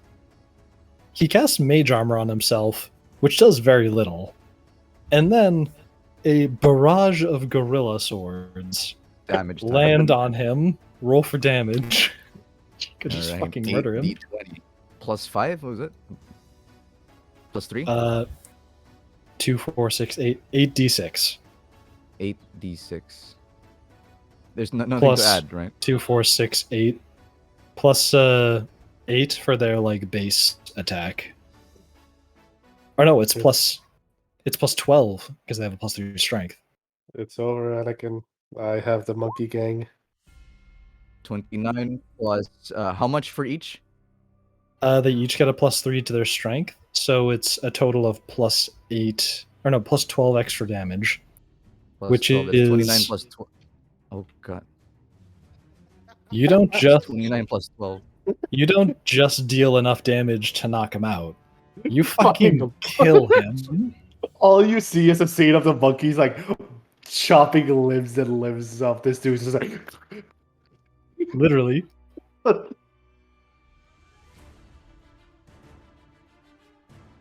Yeah. And then which one? Lady got her face eaten. Yeah. Yeah. and then It's so unfortunate. Don't ruin your day if you haven't seen that yet, but like yeah, But, don't. it's So but yeah, Zendel he and- he just got sliced and diced. You know when you go to like you know what you know when you go to like a hibachi grill and like they're doing tricks and shit, chopping up various bits of meat. That's what you just Like- watched. You just watched 4 gorillas do that to this poor man. so They're covered in his blood. Zendel raises his spear as the apes raise their sword and just go. Oh god, it's cutting off! Alright, doesn't matter. We all scream. We all scream the chorus of Gangster's Paradise. That's what happens. Right? You all do that, and You all he's do a- that. he is as dead as a human being can possibly be at this point. Just imagine everyone's just staring at each other, just seeing the blood scene, and then Zendel and monkeys look at each other. Hey Zendel, did he take a Oh, Levos? He dead already? What the fuck did you do? what the fuck? I got him. How much? Okay, I need to know. How much damage was he at before? He had like Yeah. 19 health left. He only had a total of Oh. 40 hit points on the stat block. Damn, that was overkill. Obliterate. I was like, oh, Damn. this is. I'll just give him a little bit more health if I need to. So I thought this guy was like- he's got plenty of spells. The Never Ooga, one of mind. the Ooga Booga bosses. Then you Okay, made that's cool. 4 gorillas dual wield swords. After he teleported.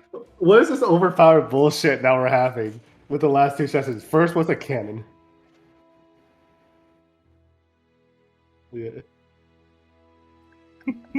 Hocus Pocus and his army of monkeys.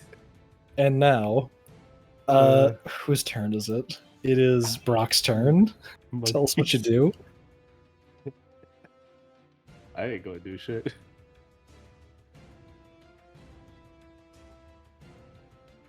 I hope Yasha's not laughing so much that he can't breathe. Henry goes for another grapple check, I presume. Yeah, that's And now the golem responds with a 13 plus 6. He gets a 19. So he lost. Hey, you grapple him. Henry not bad. Kind of shit.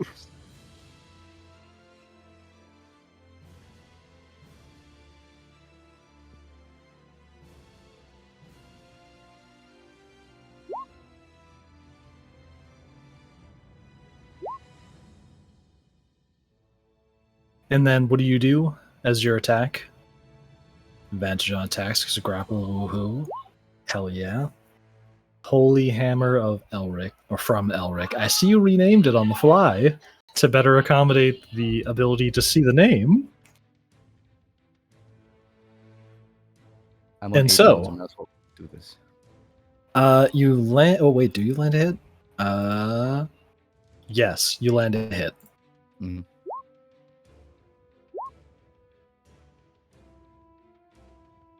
And the damage is 13 bonk damage.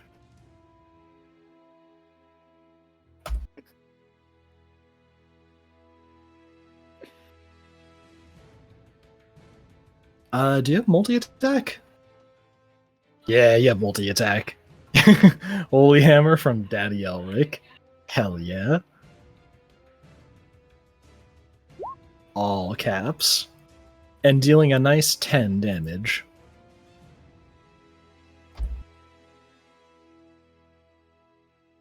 You kind of smack away at its legs, and it seems like bits of it crumble away. I say the word kind of a lot. If you played that drinking game, you'd die by the end of the stream. And that's his turn.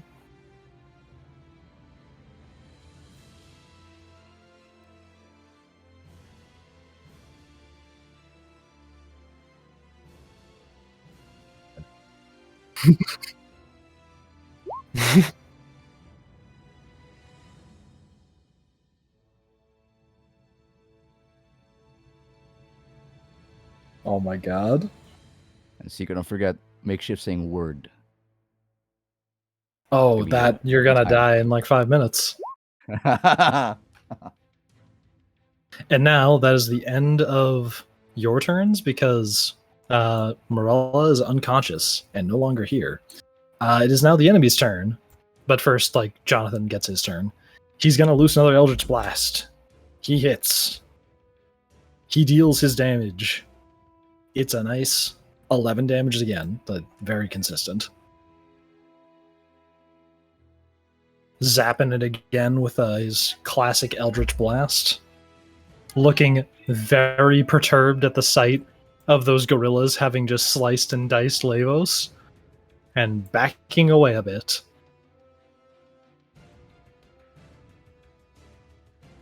And now, since that's the end of the round, we're going to switch back again to the conversation at Group B between Oloran and Cynade.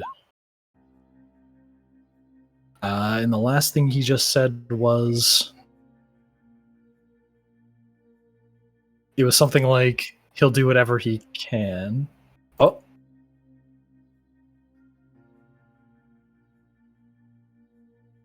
Ah, thank you.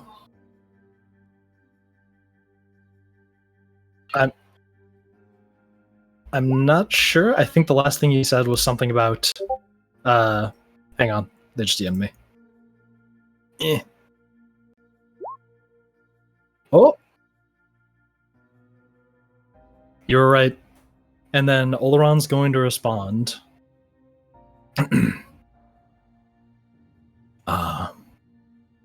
Similar goals.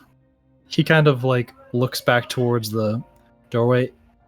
He kind of feels bothered by something, as if he just felt something. That's a shame, Levos. Well, they've proven to be a bit stronger than I thought they would be.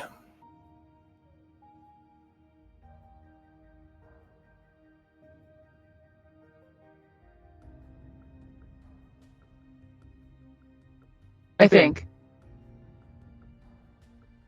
That your mother.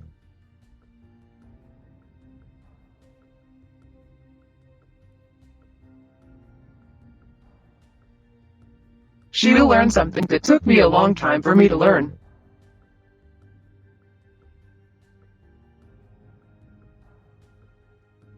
And what do you think that is?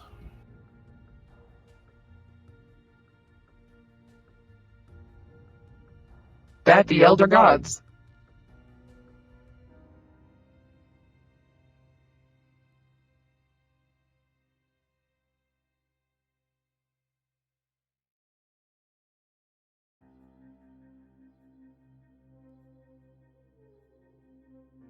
They are not the enemy, they could care less what happens here. What is the enemy is the tribunal. They want things their way. I learned to accept what's within me and to use it.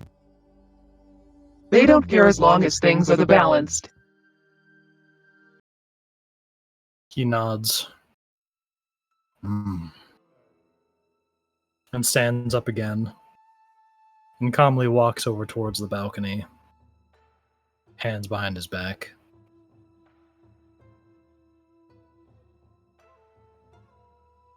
So you've even begun to use their power. He looks back towards you. Quite frankly, if you are what you claim to be, I really am sorry. I wish things could be different. But I've gone this far. I can't turn back now.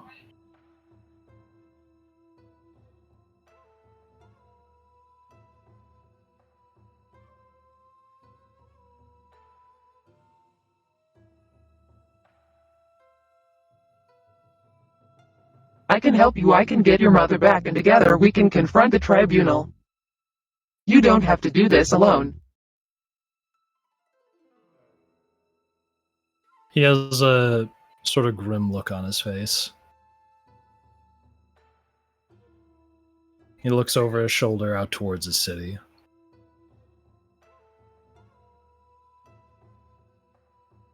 No, I do have to do this. He raises his hands up towards his head and seems to cover his eyes and pushes his hands across his forehead and slides them to the side of his head. And as he does that, a crown materializes on his head with this warm orange glowing light. And the crown seems to resemble... It's a bit odd. It's not like it's centering itself on his forehead. It's more like the sides are more the focus of the crown. It almost looks like it's trying to resemble either horns or antlers, slightly protruding on the sides of his head. But it seems like that's trying to be a mimicry of some sort of horns, but right in the center, on his forehead, connecting the two, is a brilliant orange gem, glowing like a warm sunset.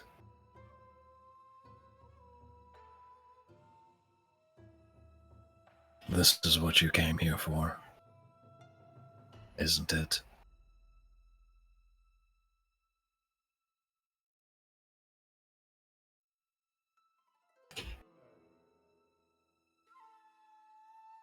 Yeah?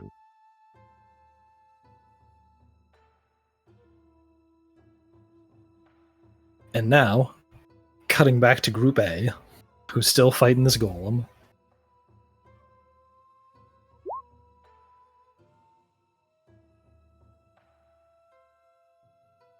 And now, don't worry, 2 rounds are going to pass since they were talking for a bit longer, and a round is only 6 seconds. So, it's now Azim's turn, and also there's 4 chimps that are about to start wailing on this thing with advantage. Okay, so at least I'll do a little bit of something to help. Or the monkeys take all the glory. Okay. I have an idea. Okay, so I'm gonna cha real smooth back over here, closer to the thing. You I am step going- up towards the golem. Yes, I am going to do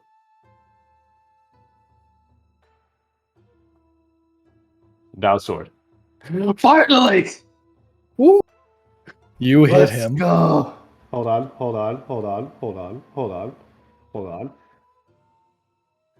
They can. I know. Wait.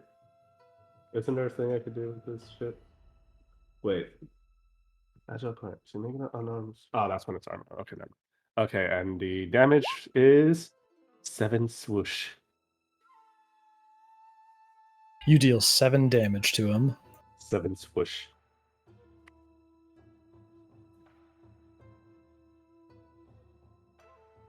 Yeah. Yes.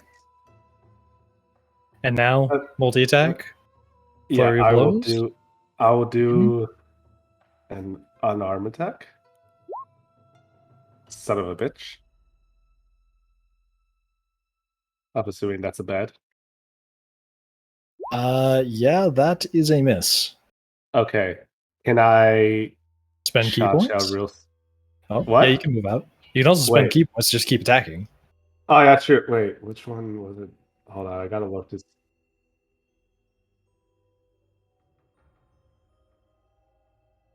Oh, you got a point there. Also, he Okay, has I'm going. advantage. Oh, yeah, I forgot. You have advantage on your attacks. Give me another roll on that unarmed attack. Unarmed. Is- Oh, okay. Oh, yeah, he's also... Okay. Let's go.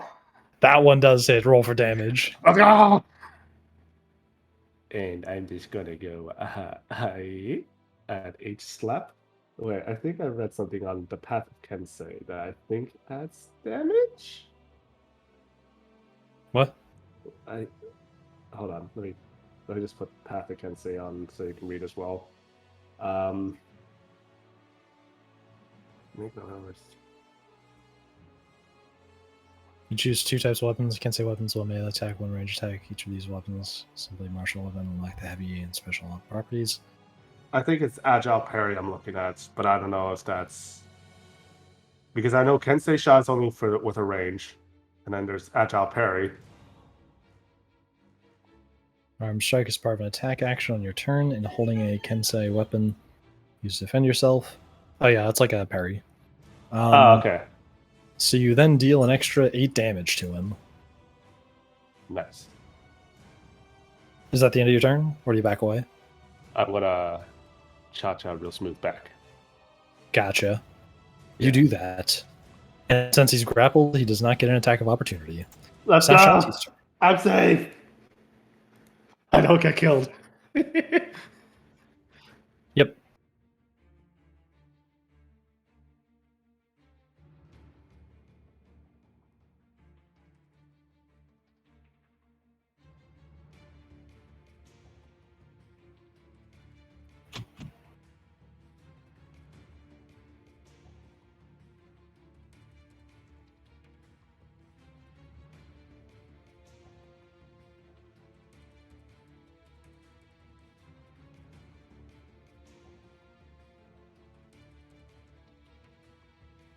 I'm trying to think if it would be metagaming to tell you whether or not... Well, yeah, it would be, because you haven't seen a golem like this, so you wouldn't know if it is resistant to that.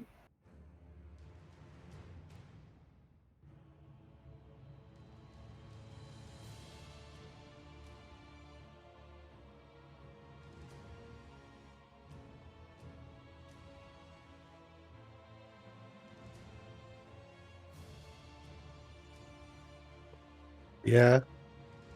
Oh my god, yay. How much do you heal me?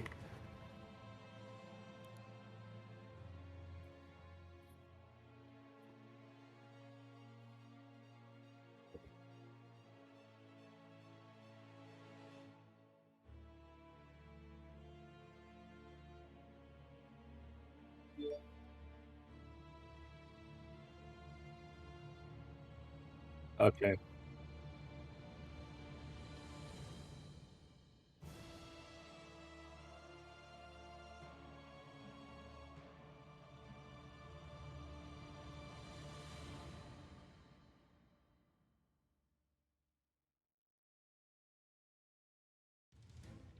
And he fails that save. Oh, sorry. I was looking at the other one. I was like, oh, yeah, he damaged him. Okay, never mind.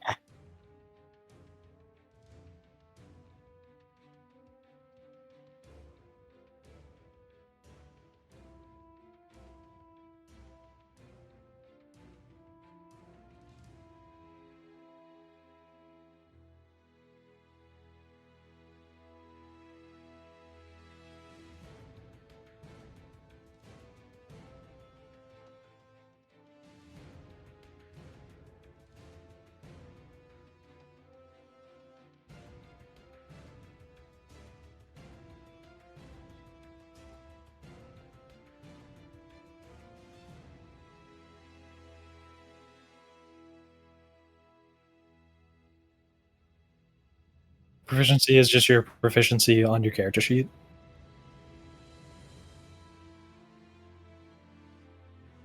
Yeah.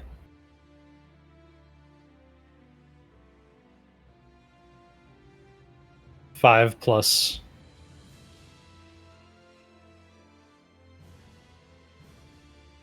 Oh, okay.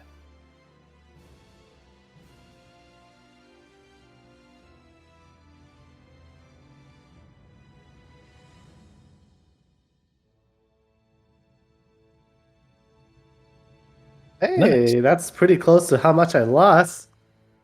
Thank you. Just I will. I would kiss the ground you walk on. Okay.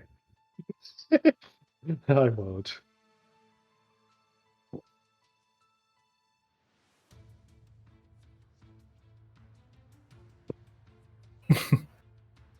And now it is Zendel's turn. Chimp Gang, go. We smell them.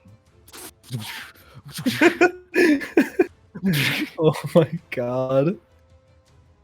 So It's cursedly amazing.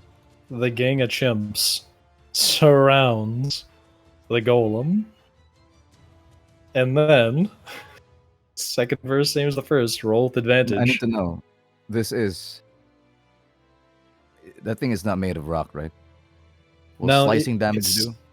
It seems like rock, but slicing damage will work on this thing because it's not rock. But it's not resistant to it. Okay, I'll still do a forward. With advantage? Yes. Well, 11 plus to hit. Is it? And they have a +3 to their attack modifier. Yeah. So 11 plus. That misses. Chimp Gang does not manage to attack him this turn. Miss. They do have a second attack, though. They have multi-attack, right? Go for that. Oh, each. Oh my god, I forgot. Yeah. 20 plus 3. Well, The second one hit. volley, the second volley of monkey swords does hit. Roll that damage you rolled before. Monkey strike. I just realized I've been muted in the chat for a while, and I'm not sure how much fucking the stream heard of me. 11 So... plus. Oof. Oof. So that's Monkeys. 11. Wait. How much is the damage modifier? 2, 4, Three? 6, 8d6. No, because You only it's rolled half uh, of it so far. Yeah, only half of it. So that's like what? No, That's you're 3 times. you're hitting him. Oh wait, yeah, because it's just one sword attack. Never mind. It So might okay, be what it's makes you- no. What's the attack modifier for each? I mean the damage modifier. They have +3 on each of them, so 3, 6, 9 So plus 4 at 12. 9, 12 damage. 12. So 11 plus 12. Yes. I am You actually deal correct. I'm 23 23. damage. Ooga, booga, ooga, booga, ooga, and The volley of swords chips away at the legs of this thing, and it seems to have dealt a hefty amount of damage. And now you also have your own turn. Oh right, I have a turn. I'm not gonna use meta magic. Okay. Let's see. Spells and incantations. More spells. Let's join the savagery, the primal savagery. Let's see. I'll roll a attack. So 1, 2. And he has to spell save for it, right? No, I roll make an attack. I make an attack. So that's Ah, okay. 1d. What's my spell casting modifier? Check. If I can... D20 plus your casting modifier. Oh, yeah, it's 1d20 plus my casting modifier. Plus To hit. 6. 18 is a hit. Yes, that hits. Yes. Okay, I'm higher levels. Corrosive damage. attack, holy shit. We are ready. Roll 2d10. I do 14 damage. Nice. You do that. Scratch. Let's see how this goes. How's it looking? Now it is Brock's turn. This thing's looking a lot worse than when you started because it's all like it's crumbling, it's falling apart, but it's still holding its ground. It's still looking dangerous. Tarzan out here doing some work. Let's go. So Brock, I assume you go in for your bonks with He's advantage. going for the bonk. 17, you met his armor class, you hit. Dealing 13 damage.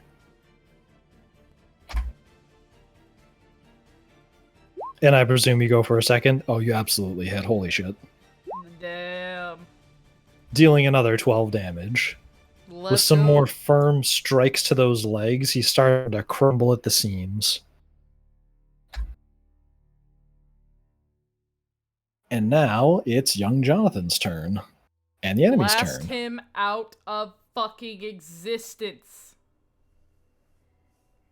Actually, Jonathan might as well use one of his spells, like a leveled one.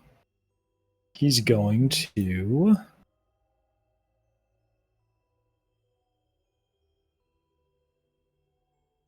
Actually, he does not have good combat spells. Never mind. He's going to go for another Eldritch Blast. And that's a hit.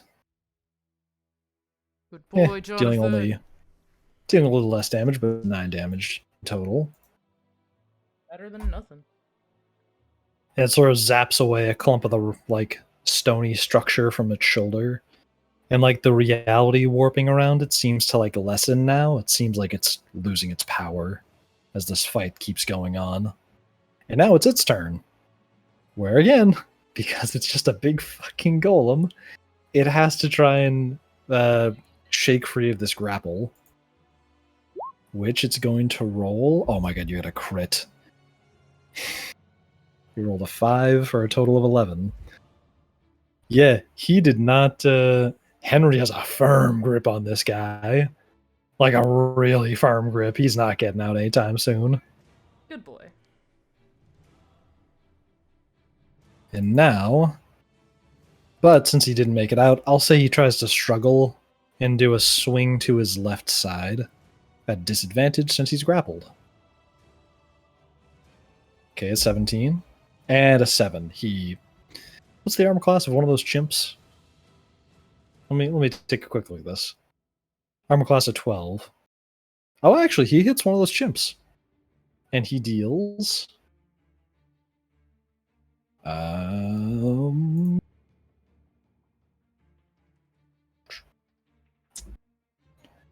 2 plus 3, 5 plus 4, 9. He deals 15 damage to one of those chimps. Does that kill one? Hit points 19, it's not dead. It's not dead.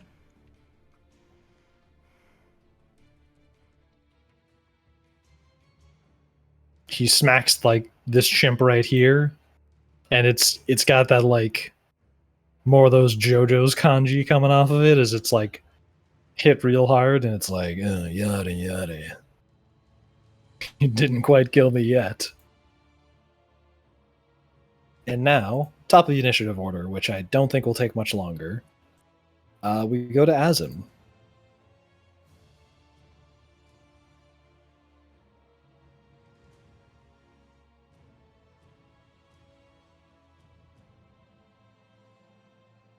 Oh, Azim, are you there? Streaky. Sorry, I kind of blanked out. There we go. It's Sorry, your I turn kinda to blanked. attack You him. awake over there, buddy? Sorry, I kind of blanked out. Rum's not Okay. looking like such a good idea now, is it? He had a No, whiff no, of too much mushrooms. My no, mushrooms. no. I knew I shouldn't grab those mushrooms with the Sunday. All right, so the bookies are there. Okay, I'm gonna move Asim over here. I'm gonna use my Dow sword. Fuck yeah. That's a hit. Yeah. Damage is a 6 swoosh. Actually, roll again with advantage, or like roll one more time to see if you crit. Which one? 1d same damage dice? D20. Oh, 1d20. Yeah, this is to hit to see if you crit. Okay.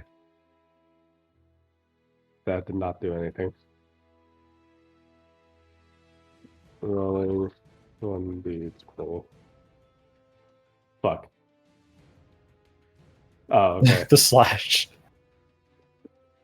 1d20. Let's go, baby. Fuck.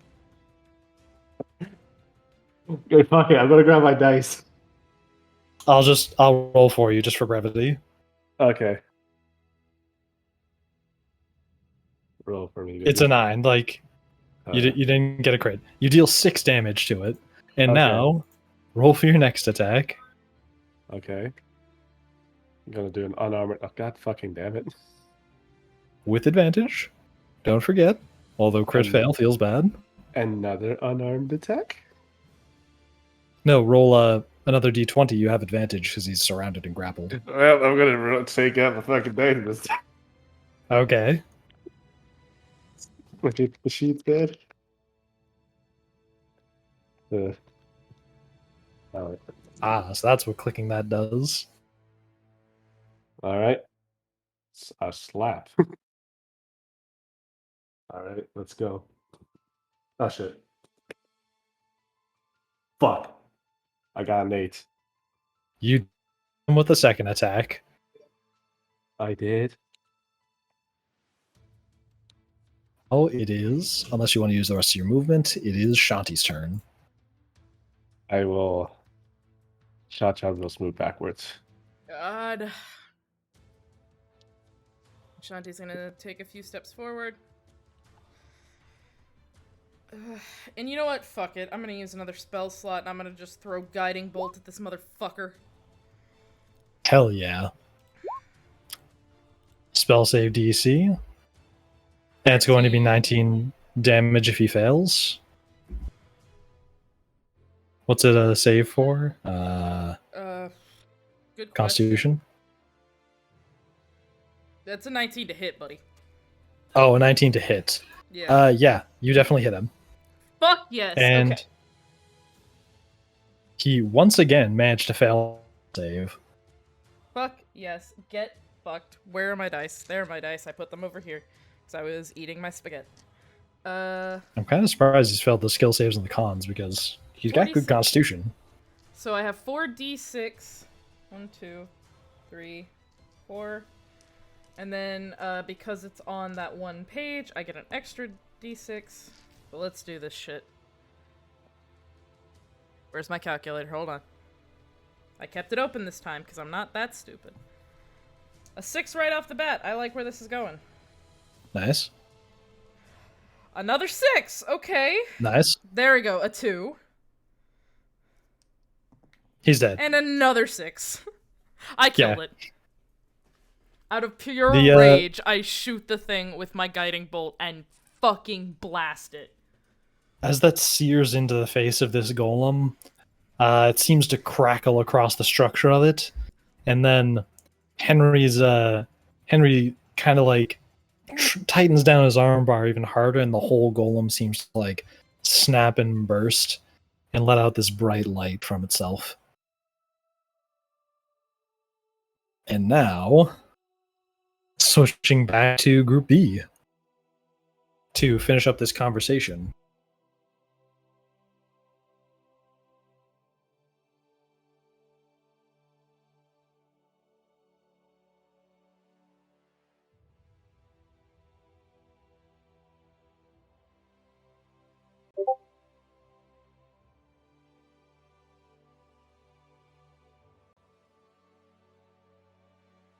Mars says E, apparently?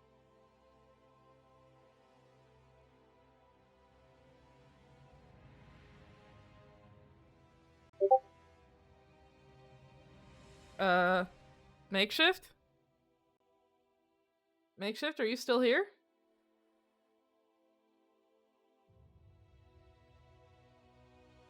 Can you guys hear me? There you are. Hey, where the There did he you is. Did you hit I the just- button on your Yeti?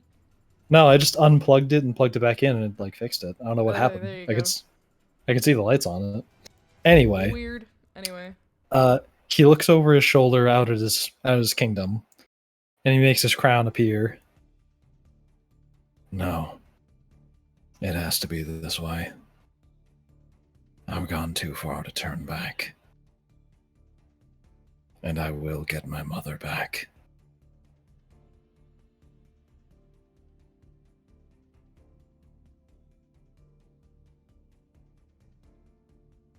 It's never too far to turn back. Enough talk. You then see the gem in his forehead kind of starts glowing really brightly. And it starts to form like these orange cracks seem to start to appear, starting at his forehead and kind of moving down towards his neck. I've been waiting 1400 years for this moment. I'm ready. And then, off in the distance, there's a farmer just kind of like chilling out. He lives on a nice little hill spot with a great view of the city skyline, but he's far outside of the city. Seeing the flashing lights of the lightning is kind of comforting at this point. He's been here for generations, or his family's been here for generations now. He's enjoying a nice evening of sitting on his porch and looking at the city and just watching the lights. And then he sees something that he hasn't seen in his entire life, nor has anybody else in all of the kingdom in a very long time. A very, very bright orange beam seems to fire out from the peak of the tallest tower in the kingdom. And his eyes follow along as the beam careens off further into the sky without stopping. And he looks back towards the tower and sees that there's like more beams coming out the other side, but they're kind of splintered up into smaller, lesser beams and like striking at the air far behind the tower. And the toothpick he was chewing on just kind of like falls out of his mouth as his jaw hangs open. Meanwhile, back in that tower, Cynade, there's a whole ass fucking wall of radiation currently beaming into you. Actually, what do we need to be the damage type for this? I think radiant. Give me a Constitution save.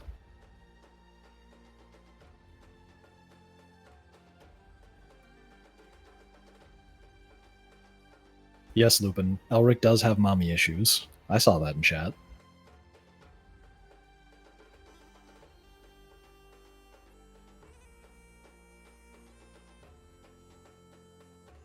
She makes that save. So, as the beam travels towards you in like a split-second reaction, it seems that you're able to raise your hand up just in time and open up a portal to counter some of the effects. And around you, this beam kind of like careens and gets deflected away from you, just enough so that you can kind of maintain your composure in the silhouette of this small portal that you've made. And all the energy is filling the air around you, beaming past you and leaving burn marks around the walls, or across all the walls. And then as it calms down, you see that there's just a massive fucking hole in the wall behind you. And like your silhouette's made kind of like a cone, which like guards the staircase a bit. But there's a whole ass hole right there, and it's just gone.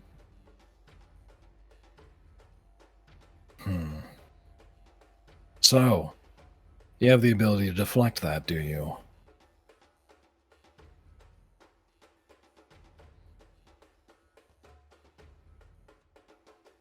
Well, no matter. I've got more than just Well, that you on my didn't think I sleeves. was just going to die that easy. No, unfortunately. Now, let's get down to this.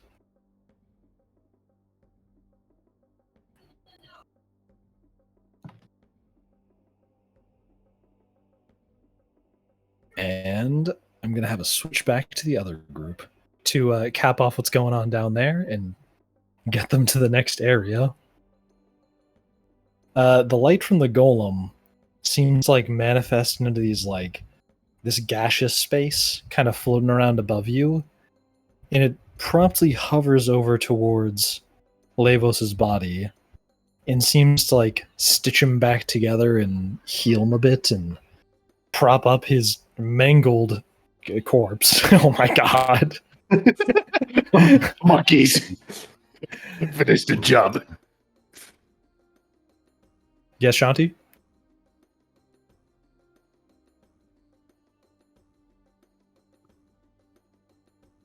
Sure. You see some interesting looking components there. You grab a handful and I'll determine what those are later. But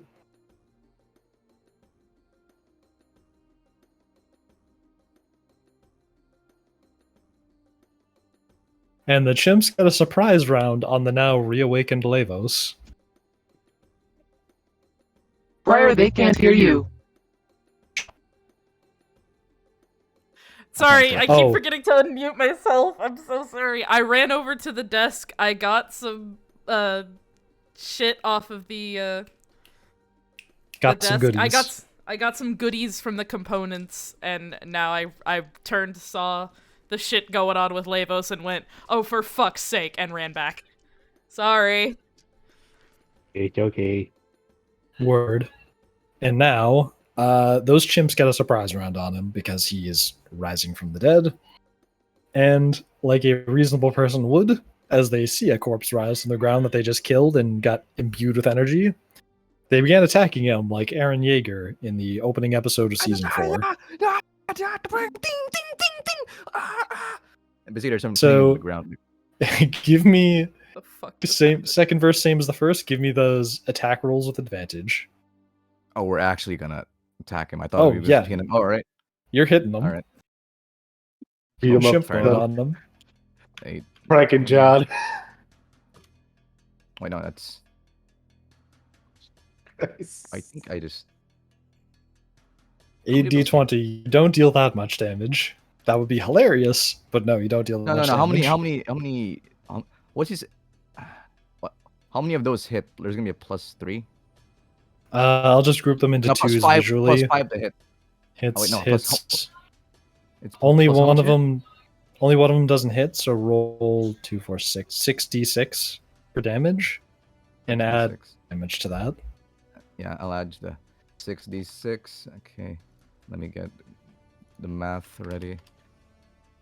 God, this is what happens if you have too much d6, and then Many get the numbers. 6 times 3. It's 18 plus 18.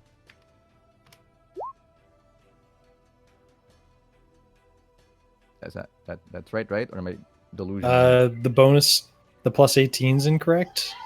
But Wait. wait, 2, 4, 6. Oh wait, yeah, that is correct because it's they're attacking twice. 43 damage. Immediately do 43 damage to him with the gang of chimps. But this time he's still standing, even health bar last time. He's still standing?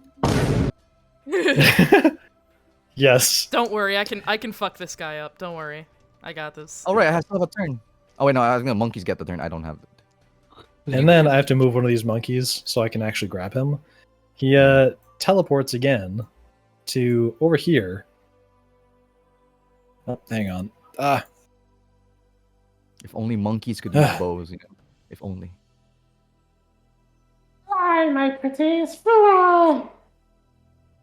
You could have a whole squadron just shooting with a bow. That'd be nice.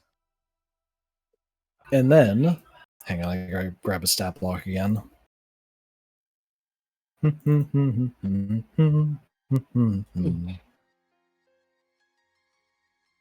He's going to cast. Actually, he's going to teleport here because that makes more sense. And he's going to cast Cone of Cold, which let me go find the spell for that. Let's see. Blast of Cold Air erupts. Creature takes 60-foot cone must make a Constitution save. So Fuck. in the wow, he just hit a lot. He hit basically everybody at this point. Well, Yeah, everybody but Sure. Zendel got fucked. Fuck Fuck you, Naked man man. deals no damage. Can I check what just revived him? It was the golem gas. The essence of the golem just said "fuck you." So, phase 2. After the golem died, it Yep. revived Leva. 14. Yes. That's 13. Dark Souls So a blast moment. of cold air erupts from your hands. Each creature in a 60-foot cone must make a Constitution saving throw. A creature takes 8d8 cold damage on a failed save. Oh. And Oh. half as much on a successful one. Alright, So- Constitution. His spellcasting modifier would be... Oh god. I'm going to say this is a Fuck. DC 13. Or take 8d8. You gotta I be can't fucking take kidding me. 8d8. That's literally enough to kill me. I got a 13. Please tell me you roll on the 13 or higher. Oh yeah, you survived Okay. that. Okay. Or, well, you took half damage. How do I do Okay, this? half damage, so 4d8 then? Slash 8. It's whatever the 8d8 is divided by 2. How do I Okay. do this? I'm the DM, I have no idea. Oh, sweetheart. It's slash RD whatever. Or slash... I don't Gotcha. remember. Thank you, Yasha. We love Yasha Thank you. in this house. Oh, for fuck's sake, I'm And so it's glad I passed that. Oh, that's 34 an eight. divided by 2. Okay, thank Yeah. fuck. Okay. When fucking Mars rolled it, I was like, no! Holy fuck, I'm so glad I passed that. Because that would have dropped me below, like, 10 health if it had been the one Mars did. Well, 34 I got divided by 34 health points Seven. for my thing. Divided by 2. Thanks for- 17 damage. Thanks for the fucking healing. You're welcome, you fucking Jesus. I'm sure there's something I can make a potion with or some shit. Or maybe Cynade can heal you, I don't know. Or fuck, maybe I should summon Elric now. Jesus Christ. I have fucking 15 points left. Hey, this fucker's not immune to psychic damage, is he? This guy? No. He's Good. very vulnerable to it. Good, cause I'm about to fucking hit him. Henry, And when it's fuck, my how do you turn. think I feel, Yasha?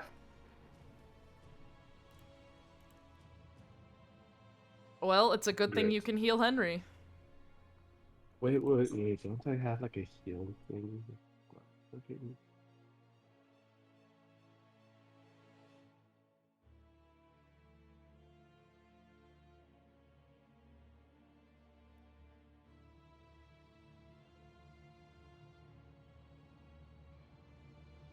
Brock is good. That's also the enemy's turn. But actually no, that's the end of the surprise round. And now it is back to the top with Awesome.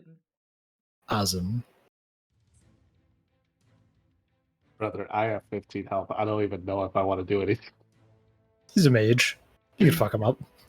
Okay, wait, question. How far We're pretty squishy. You can hit him. through? Okay, so can I make this distance? I don't know. I think How so. do I- 1, 2, 3, 4, 5, 6. Yeah, you can make that distance. Yeah, okay, so I go over here. Boom. Okay. I want to beat this motherfucker to a bloody pulp. So, first thing we Leave wanna do enough some- for me, because I have a No. plan. No, No, I have a have plan, 15 health. please. You Please survived. let me, at least let me say something to him before you kill him. Okay, well, first things first. Sure, we can do that. First things first, I'm going to use my Dow sword. That's a crit. Damn! Roll for damage. Never mind, he's gonna kill him! All right, what's do I use for damage again? What's Whatever your damage dice is. Yeah. That's a 1d8. So, Yasha, do can you it. do a 1d8 for me, please? Since I don't know the fucking commands. Sweetie. Here you go. Oh wait. I forgot. Yeah, you're right. Damage. Fuck. There you go, sweetie. I'm It's a- 8. Oh, it's you can just click it. 19. I'm such an idiot. I completely forgot what you meant. Oh, that's much higher than 1d8 because that's 1d8 plus. Okay, yeah, you're good. Yeah. So you do that and you deal. And 19 times 2. Holy shit. Haha. You deal 38 damage. Haha. He's knocked. Oh, that. 1 second. It's fine. Yeah, clear drawings. That's probably the best fucking roll I've ever done in this game. He gets hit so hard, he gets knocked back to this point, and he's coughing for air and barely hanging on to life. He has like a huge ass fucking gash on him. Yes. Yes. And now, it is Shanti's turn. How far am What I do you from want to him? do to him? Okay. Close enough. Okay, yeah, no, it's 25 feet. I have movement of 30. She's walking directly up to him. I can't... Okay, well, you know what, fuck it. She grabs him by, like, whatever collar of the fucking robes he's wearing and pulls him close. And she just looks him dead in the eyes and says, I hope you get what you deserve. And she casts Mind Sliver on him. And oh, I can cast it at higher levels! Do I want to use a spell slot? Do I... Ooh, brain Do rot. I want to use it? Oh. Roll for damage. Do I want to use it at higher levels? Because if I increase it by 2d6, I might actually kill him. It's really just going to be a question of whether or not he dies or his head pops. I really hope the head doesn't pop. I don't know if Shanti can handle that. I just oh wait, 2d6. it's a cantrip. You just deal 2d6. But that's still... But, okay, fine. You'll almost certainly defeat him. Fine, please. Please. Greta, sniff the dice. Give the dice your power. Good Oh girl, my God. okay.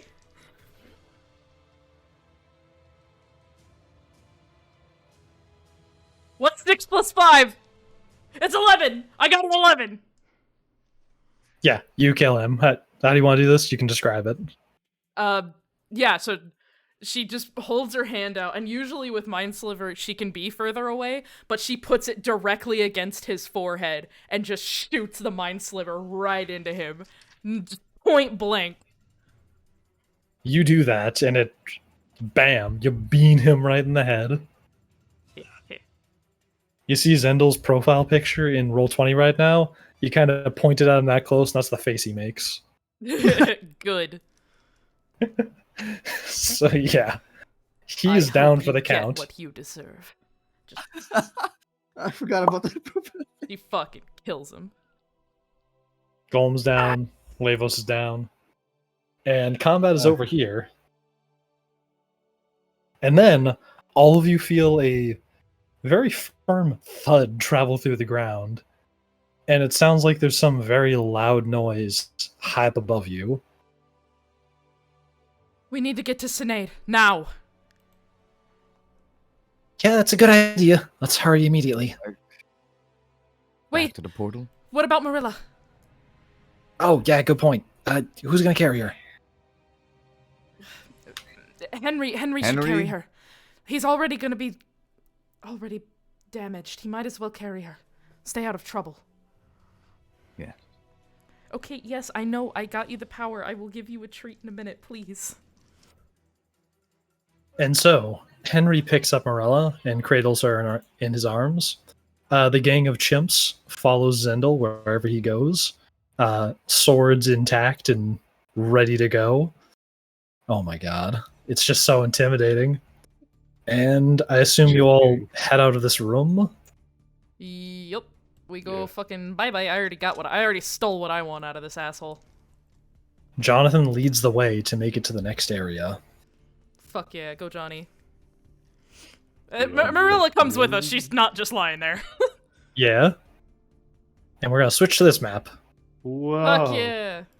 Where I'm just going to Everybody use... praise my shit again. I'm just going to use Elric's own, the Elric token, just because it's easier right now. I gave you an Oloran token! I know, but I also didn't upload it. Just Makeshift? Actually, I'm going to find you. Just put it in real and fast. I'm going to shove that gnome up your ass. You know what? Wait. You know what? Somebody asked for a bathroom break. We're gonna take a 5-minute bathroom break. Makeshift's not. He's gonna update the tokens real quick. Yep. But we're gonna take a 5-minute bathroom break, and then we will be right back, chat. See you very shortly. Watch me do.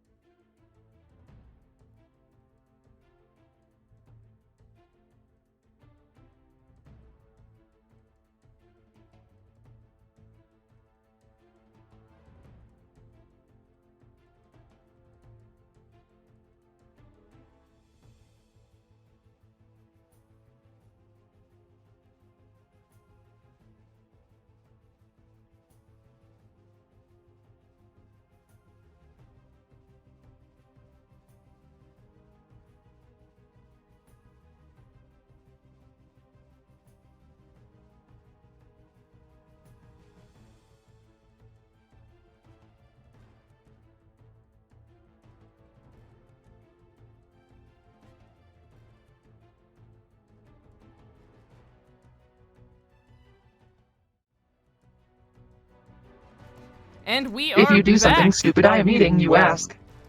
You're eating my ass? Oh my god. Say less. Oh my god. Right God, as the Debbie audio Ryan comes hair back. tuck. Right. Oh We my spammed god. makeshift in the chat. Look at that. That's fucking hilarious. Anyway, Makeshift. we are back.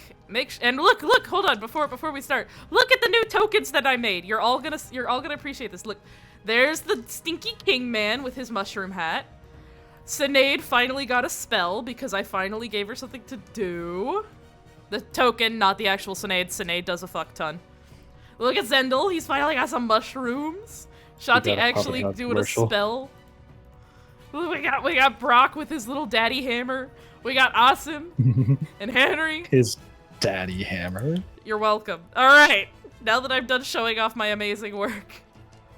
Yeah, Mars is gonna eat my ass. Anyway, makeshift, take it away. All right. So now you all just charged up the stairs with Jonathan ahead of you and a pack of monkeys dual wielding swords behind you, like you're in Sekiro. And you've come to the top of that staircase from before, and you see that like there's a big hole across the top of where you were before. It's like right around like here-ish. There's just like a big gaping hole in the wall, and you can see the skyline beyond it because like there wasn't really much of a wall behind it. It was just like you're at the very top of this building, and behind him the balcony is like also kind of singed. There's a lot of scorch marks all across the floor, looking a bit like this, yeah, and that. Actually, no, those don't go there. It's yeah, because he was at the balcony. There's a bunch of scorch marks all across the floor. Jesus Christ. Let's put those in the map later.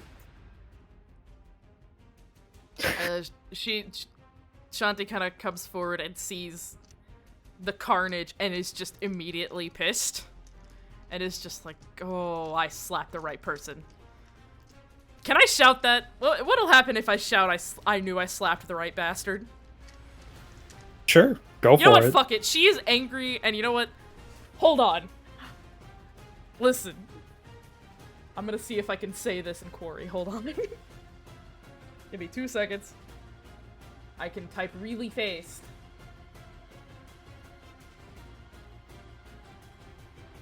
Oh, I can't pronounce it. I think chat just heard my Google Translate. Never mind, we're not gonna do that. She just storms closer and stands a little bit.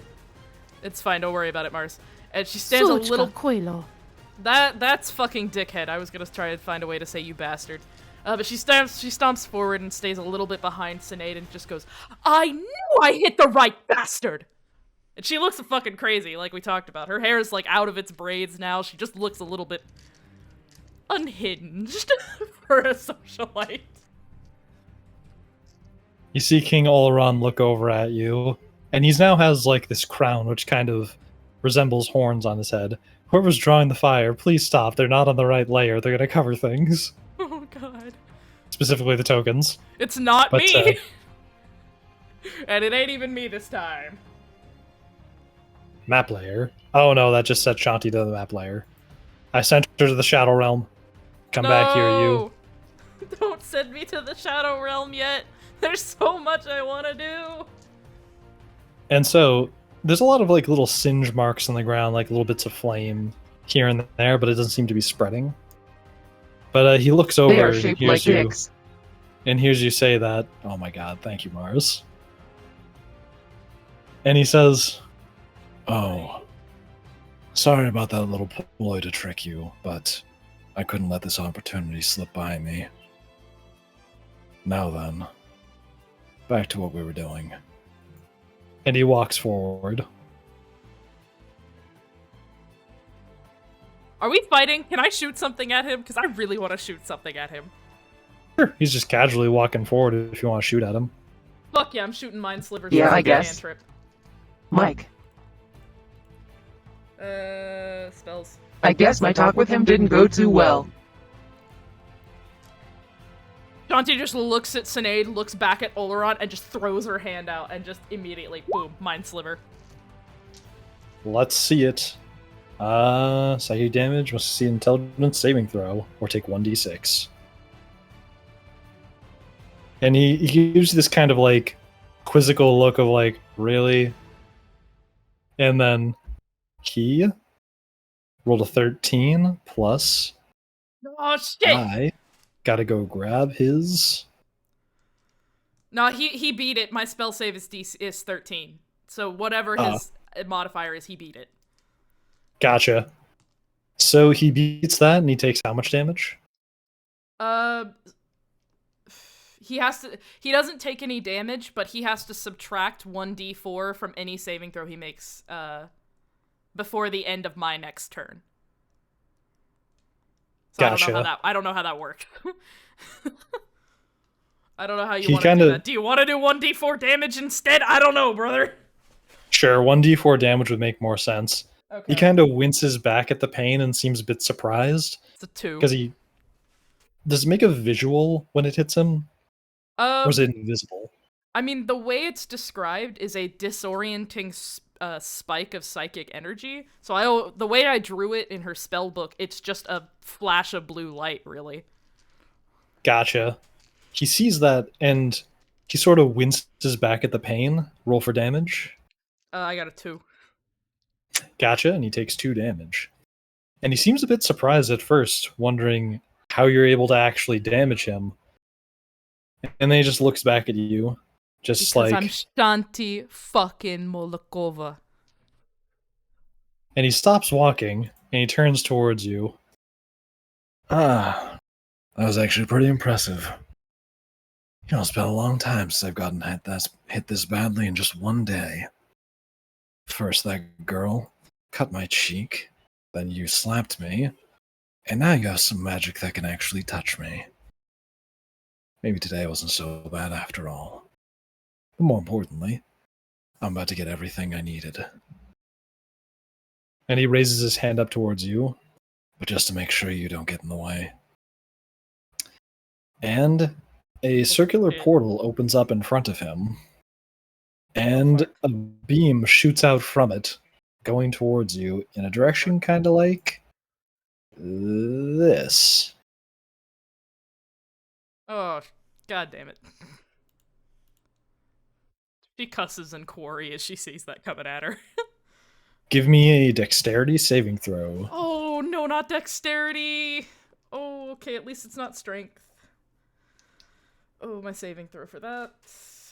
Yeah, this isn't gonna go well, is it? Greta, give me the sniff of power. Good girl. Flash of Genius, you gain the ability to come up with Oh, solutions under pressure when you use this question. If you see them fuck 30 me. feet, make an ability check saving throw. You can use your reaction to add your intelligence modifier to that roll. So you get a +4.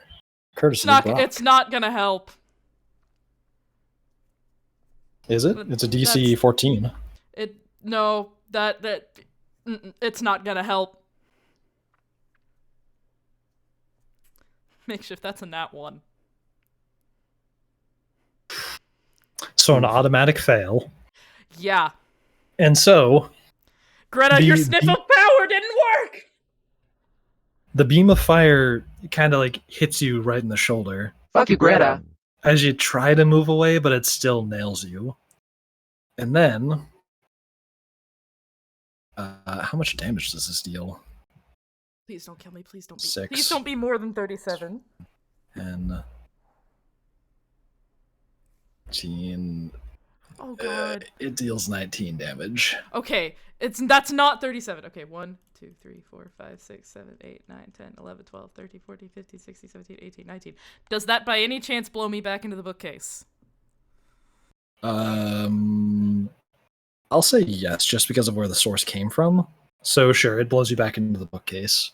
Fuck yeah, I break a bunch of books and my nose. Oof. I mean, why not? Break a nose. Shit happens, brother. Oh, whoopsie. Whoopsie. I deleted Oloran. Get back here, you. We win! We did it.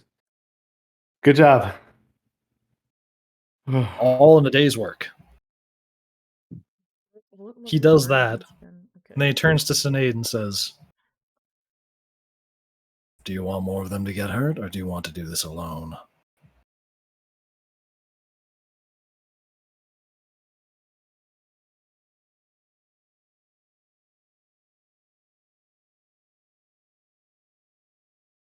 She looks back at them. Come on, don't be stupid, Cynade. Don't be stupid. Don't be stupid. I really don't want to have to kill you, but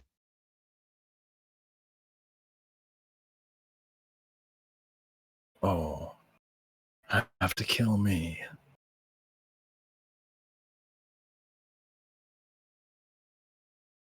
Funny that that's how you think this is going to go.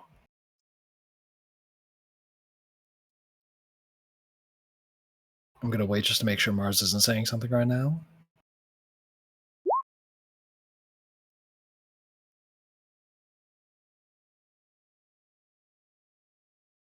Brock quickly hurries over to Shanti, saying, You okay?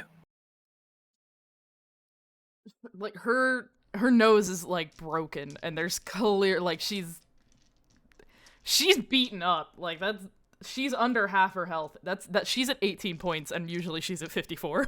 So like her nose is broken, her hair is a fucking mess, clothes are fucking singed from a fireball, and she just looks at him for a second and wipes the blood off from under her nostrils. And then she looks at her hand for a second, and then looks up at Brock. You still have that mead bottle on you?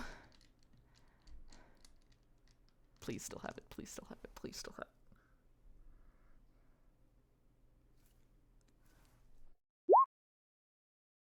Henry has it. Yeah. Grab it.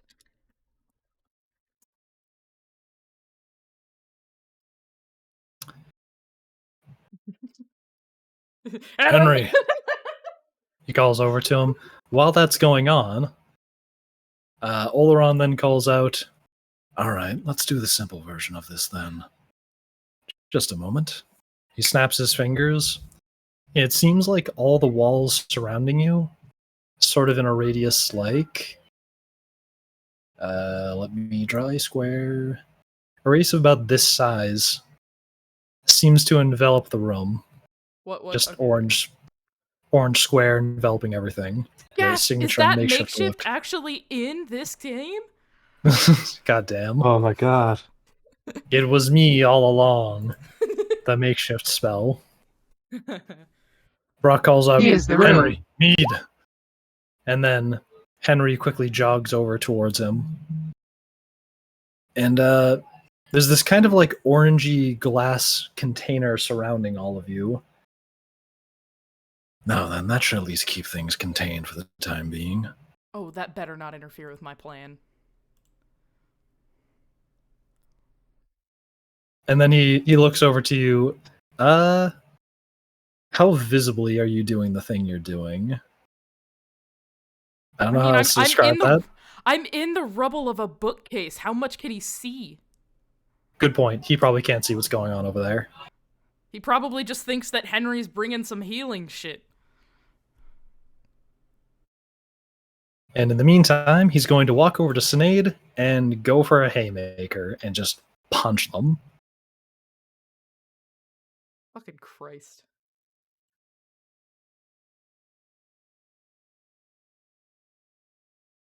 Does a 19 hit?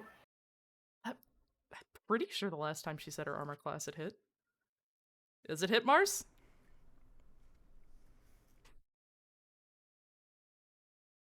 That's exactly hits, but I'm going to do something. Oh?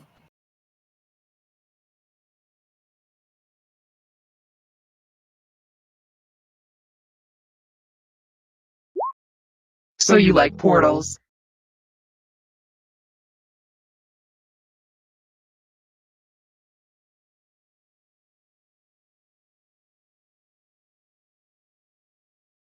The configuration sort of floats above her.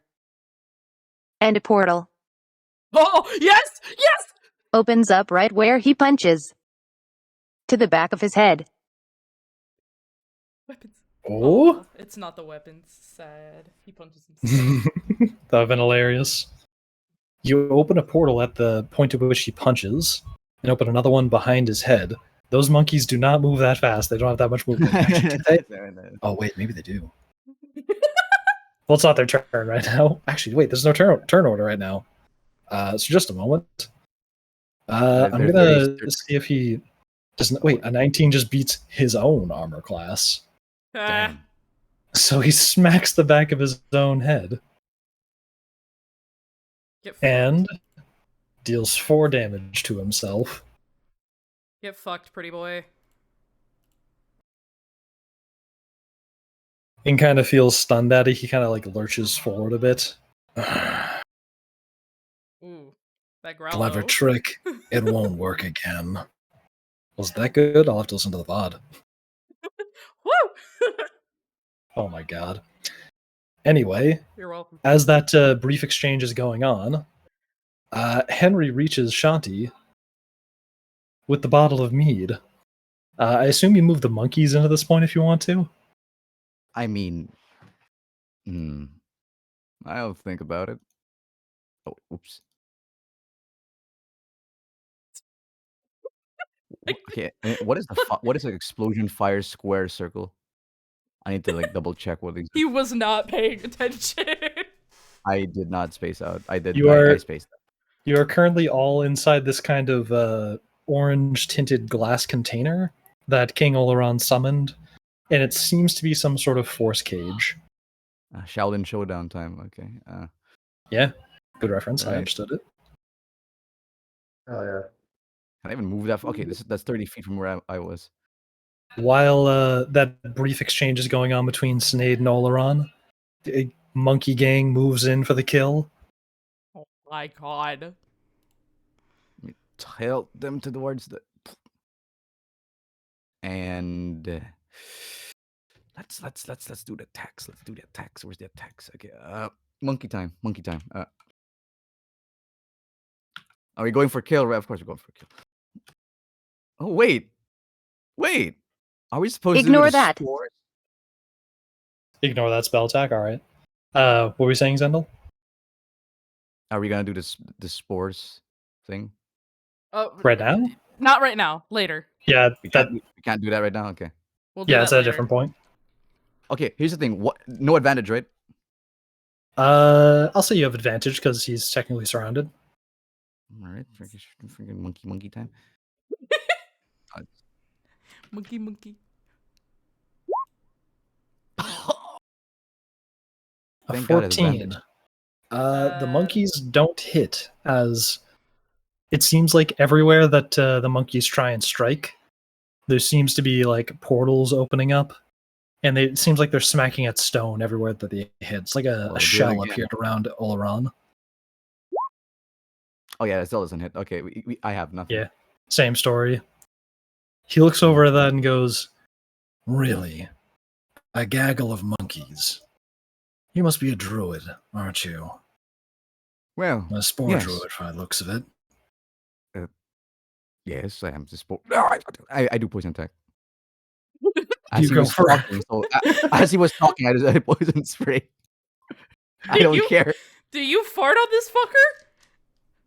Yeah, he's like, "Oh, you're a sport druid," and a sport druid. I was, and then he's like, He fucking but, yeah, burps spell at him. save DC. Alright. you do that, and as a reaction, he opens up a portal to the plane of air, and Oh. it hang on, let me draw it since I basically just have to draw these things. Do you want me to make you little portals next time? Sure. Okay. He opens something that looks a bit like this.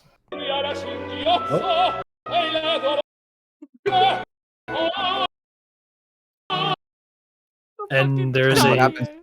a blast of wind shoots you and these monkeys into that bookcase behind you. I'm guessing, except for that one over there. Yeah. Yahoo! What's up, Gay Bowser? Looks like I got launched into Narnia. Well, I might have a few steps back. Probably nullified my poison spray, and I am out of. I end my turn. Is there even a turn? Is Not it? There is really. no This is just like turn. storytelling. I am. as a- I am just. Do you Who do you wants want to try and take a pot shot at him while this is Asim occurring? and I are low on health. I don't think you want to risk that, Streaky. I am a dead man walking if I try to do anything. Yeah, that's understandable. Good play, buddy. Good play. And so, as the last thing that's occurring, Shanti, what do you do with that mead? Okay. So she yanks the mead out of Henry's hand, and the first thing she does with it is she, like, flicks the top off and takes a swig of it. Mhm. Just to numb some of the fucking physical pain she's in. And then she grabs Brock's arm and yanks it forward, palm up, and she pours some of it into his hand. Then with her, she sets the bottle down, reaches into her bag of holding, and fumbles around for a few seconds while, you know, all the monkey shit's going on.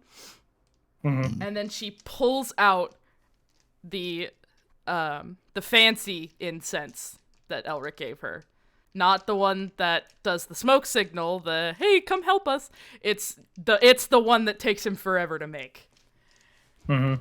And she rolls one side of it in the mead in Brock's hand.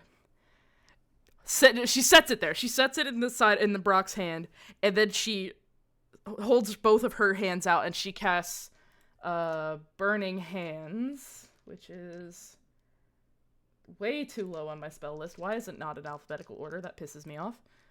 Come on. Oh, it's because fucking Roll20 is being stinky. Yeah, cast it at level 1, please. Thank you. Fucking hell. I'm not shooting it at anyone. I'm literally just trying to make some flames between my hands. Mhm. That and works. she basically just moves it to the end of, moves the burning hands right in front of the incense and lights the end of it on fire. There's also like plenty of things slightly on fire around you. Those would also work, so I can just say you can do that for free. Okay, I'll do that for free then, thanks. I don't need to Gotcha. waste the spell slot. You press the far end of the stick that you're holding, the incense stick, into some like the cinder on the bookcase, and then suddenly the stick begins to glow and it catches the attention of Oloran after a moment. Really? You're trying to do a summoning in here? I don't think you've ever seen one of these before, but there's nothing that can get in or out of here. I'm wielding the power of the primordials. The only thing that could enter into this room is my own magic. And then as he's finishing up saying Can I that, throw the mead bottle at him? you can throw the stick if you want to. Is yeah, he fuck it, I'll dangerous? just throw the stick. I'm not Is he gonna... naked? Oh my god. We're about to find out, Mars, don't you worry. She throws the incense stick at him and then flips him off with a bit of a smirk. You throw that, and he gives you this look of like, Really? What are you even trying to do? But the stick glows brighter and brighter. and then it lands right about. Where do you want to throw? You want to throw it like right here-ish? Right here? I don't want to throw it too far from me. I was thinking probably like right around here. Gotcha. Let me delete this little square here. Because TBH, I'm hoping if he gets a free second, he'll throw a healing spell at me. Gotcha. The stick halts in the air right about here, and it opens up into like sort of a spherical shape. The stick shape disappears, and it's got this green, like glowing green light coming from it. And immediately, King Oloran's expression changes. What in the hell? How on earth are you doing that? Wait a moment. And then it kind of dawns on him as an arm reaches out through the portal very quickly. And then No, it's now she's summoning my son. I'm going to roll something that we established earlier. If I roll beneath a 5, I have to flip a coin. If that Oh coin my comes God. up tails, Oh my god. you'll see what happens if that happens. It's the Okay, perfect. he rolled an 11. Okay. We're Gucci. Whew. Good. I was really hoping he wouldn't be naked. Thank fuck. So we established if he rolls beneath a 5, I have to flip a coin to see, like, he'll be like taking a shower or something or bathing. I have to flip a coin to see if he's able to grab like a loincloth in time to go through the portal. He fucking fights like a sumo. Yes. So he has his clothes on, thank God. An arm very quickly reaches through the portal and it opens up wider. And then it looks more like a doorway at this point. And then lunging through, sword in hand. Wait, hang on. Gotta grab it from here. On the run, you stupid child, meet my child. Elric stands right where that portal was. Opened. Yes. And then Elric and Oloran. Elric comes to the portal and immediately glances around quickly and goes, What the hell is going on here? and he scans the Hey. room. Hey. Cynade, who are... And he looks over at Oloran. This version of you does not listen to reason. Version of me. And Oloran, he summons his hat, making this cold stare with Elric. And they lock eyes for a moment. And he slowly puts on his hat. I'll be damned. Yeah, you're telling me. Good luck figuring out who was saying what there. I can figure it out. I know the difference. I'm smart and I can tell the difference between tones.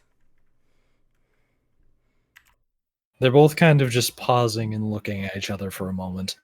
Also, folks, I animated this scene. I just have to export it. You'll see it next stream. You there. Are you supposedly some sort of copy of me? King Oloran looks back at him. You know what? I'm just going to assume they summoned a pest of a changeling. Yeah, alright, this is a different reality. Right, sure. This is a different reality, Elric.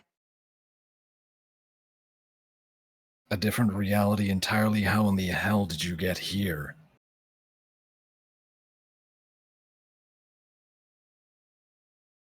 Yeah, so his mother is like a version of me, evidently. Oh, great. You're my mom here, too. What? King Oloran kind of like rubs his eyes. Then Elric goes like, Wait. Jesus. Ignore that I said that. King Oloran. You just hear from back in the rubble of the bookcase a ha ha ha. King Oloran turns around for a moment and like steps towards the balcony, rubbing his face. Great. And then, meanwhile, as Elric kind of glances around the room, he realizes everybody's pretty fucked up right now, and he casts. Oh, thank Give you. me just a second. Oh, thank you. Beautiful boy. Where's this thing?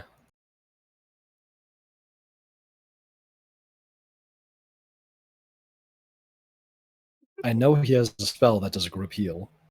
Where is this thing? Just just from the fucking bookshelf.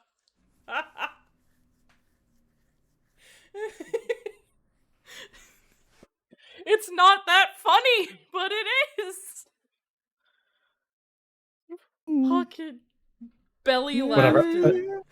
I remember. What I missed? I remember how the spell works anyway. It's not regenerate because that's another spell he has prepared. But anyway, he raises his hand in the air and he like snaps his fingers, and like a pulse of like green light comes from him and washes over the party. Everybody regain 4d8 health. Wow, that Plus- takes me from 18 to 22. Thanks, man. Plus 6, which is his modifier. Thank fuck. At least it's 28 now. Wait, how much did you heal? I healed from. You said it was what? 40. What? Yeah. I'm so confused. /roll 4d8. You all heal 16 health plus 6, so 22 health. Okay. Then I have to redo this whole. Including the monkeys, they get 22 health. They got 22 health? Yeah. Or just heal the full, because I know that their health is not very high. Okay, that actually brings me back up above half. Thank fuck. Every group with the monkeys. Formation back once more.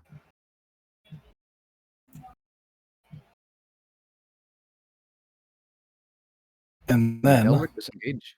Oloran turns back around and goes, All I'll just of them. assume you have a changeling in your pocket, and that's not what I think it is. Simple solution to this anyway. He points over at Elric and snaps his fingers, and a portal above him opens up, and it seems like this bubble, and it looks like it's this black inky abyss with like these twinkling lights deep inside of it. It looks like the night sky, and instantly he is vacuumed up into it, and like a big gust of wind is like sucking the air in the room, and then it closes immediately. Oh, for fuck's sake! All right. Now, the vacuum of space, I assume you all know what that is, can treat him well. You really think you can get rid of my son that easily? I really doubt that he's going to be coming back. And as he's saying that sentence, a portal opens up behind him, right in the ceiling in a similar fashion, and Elric drops down through a green portal in the ceiling, like, out of thin air. That's a boy. Hey, you know I can just freely teleport into the Feywild, right? Oloran That's my immediately boy. rolls around. Oh, you've got to be fucking kidding me.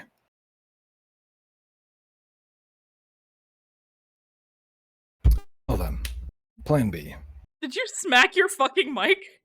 Yeah, I was cracking my fingers. That's just fucking Oloran just bam. Is plan B.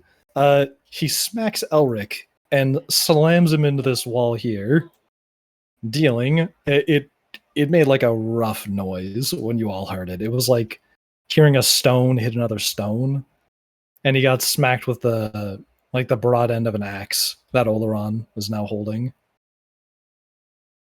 And he just kind of like lands back down on his feet after hitting the wall of this force shield. And now, Cynade's gonna do a thing. Yeah, do it.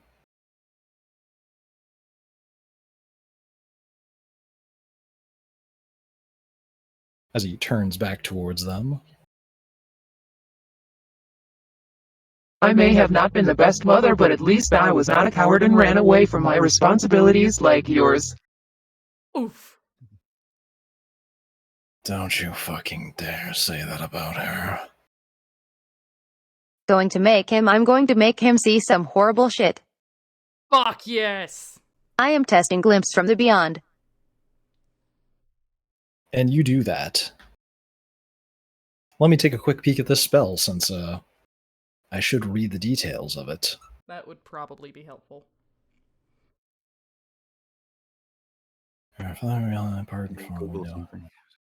Are monkeys. Swipes the air in front of him, tearing reality apart in the form of wind in the forest.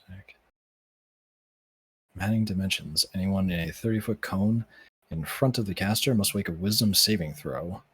A failed save, take 5d6 psychic damage.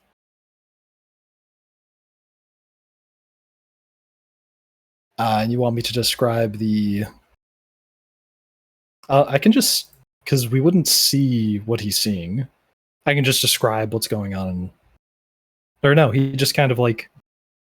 As you start slashing at him, he seems to open up another portal that's meant to block your attack, but it seems like the edge of the portal warps around your hand and is able to go through the portal magic, and greatly to his surprise, as you then pile drive your fist straight into his chest, and a shock is sent through his mind that he's immediately pushed back into this wall and starts just like shouting in fear as if he's seen something horrifying.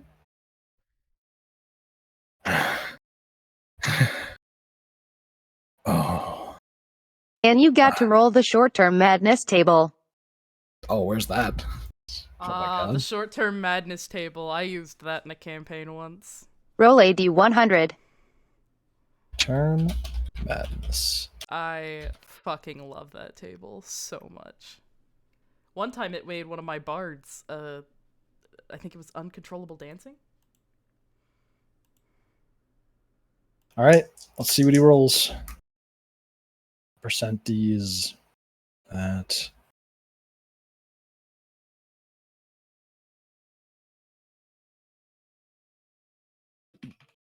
Oh. He rolled a 45, and 41 to 40 or 41 to 50 is the character begins babbling and is incapable of normal speech or spell casting. Oh. Fuck yes! Fucking Go, Cynade. And so as he sort of reels back, but he can't seem to like get words out. It just sounds like he's growling. No, that sounds fucking. Actually, no, that kind of works. Incoherent babbling. But yeah, Warning, corpse. he can't A seem. warning. He can't seem to get words out. And I think that is a good spot to end the session at. Okay. Yeah. Yeah. All right. Science. That's good because Sneaky's literally about to fall asleep. Yeah. I was literally messaging on the side like I am literally falling asleep in the middle. It's not saying it's a bad thing. It's just like I am for some reason just so tired, Yeah. and I've been for the Well, past if you hour, did a like, lot of falling. bullshit today, then yeah, I'm sure you're tired. And I'm very hungry. Yeah, I have chicken spaghetti calling my name once again. Breakfast? Anyway, What's chat, that? thank you so much for joining us again on Rise of Vestia, our 10th session. Woo! Wait, session's over? Yeah, the session's over, unfortunately, but don't eat? worry. Yay. We'll be back can next eat. Saturday. Oh my god, everyone just wants to eat. Y'all need to bring snacks, for fuck's sake. Get on my level. Yeah, for real. All We right. kind of Each established that, like, every session, like, at the first hour, Zendo's brain dead from, like, trying to wake up from the trauma that is being awake. And then by the second hour, it's just, like, crackhead mode. And then back to being tired. So it's gonna be a fun time next week as usual, you know? Oh It's gonna my be- god. You need, like, go to bed at, like, 7 on Fridays. I was doing homework on an Oof. overachiever level. Oof. Because I was like, I'm gonna do this shit, and oh fuck yeah, I did something, and I passed out. All Word. right, well, Next session, thank you guys so much for joining us. We will be back next Saturday for another round of Rise of Vestia, where we're gonna kick the shit out of baby Oloran. We are This gonna is bullying session. we are not gonna have Path of Destruction this week. Remember that it is a bi-weekly thing. It will be back next week. It will be the week after this upcoming week. I fucking hate words. English is stupid. Bi-monthly. Yeah, it's bi-monthly. Fuck. Do you want a date? No, I don't want a date. It will be back on the 15th. Okay, well, we got a date anyway. Other than that, we will see you all again on Saturday. I will have my personal stream schedule going up tomorrow, and we shall see you next time. Thank you so much for stopping by. Have a good one. Bye-bye. Bye. Yasha says bye too. Yeah.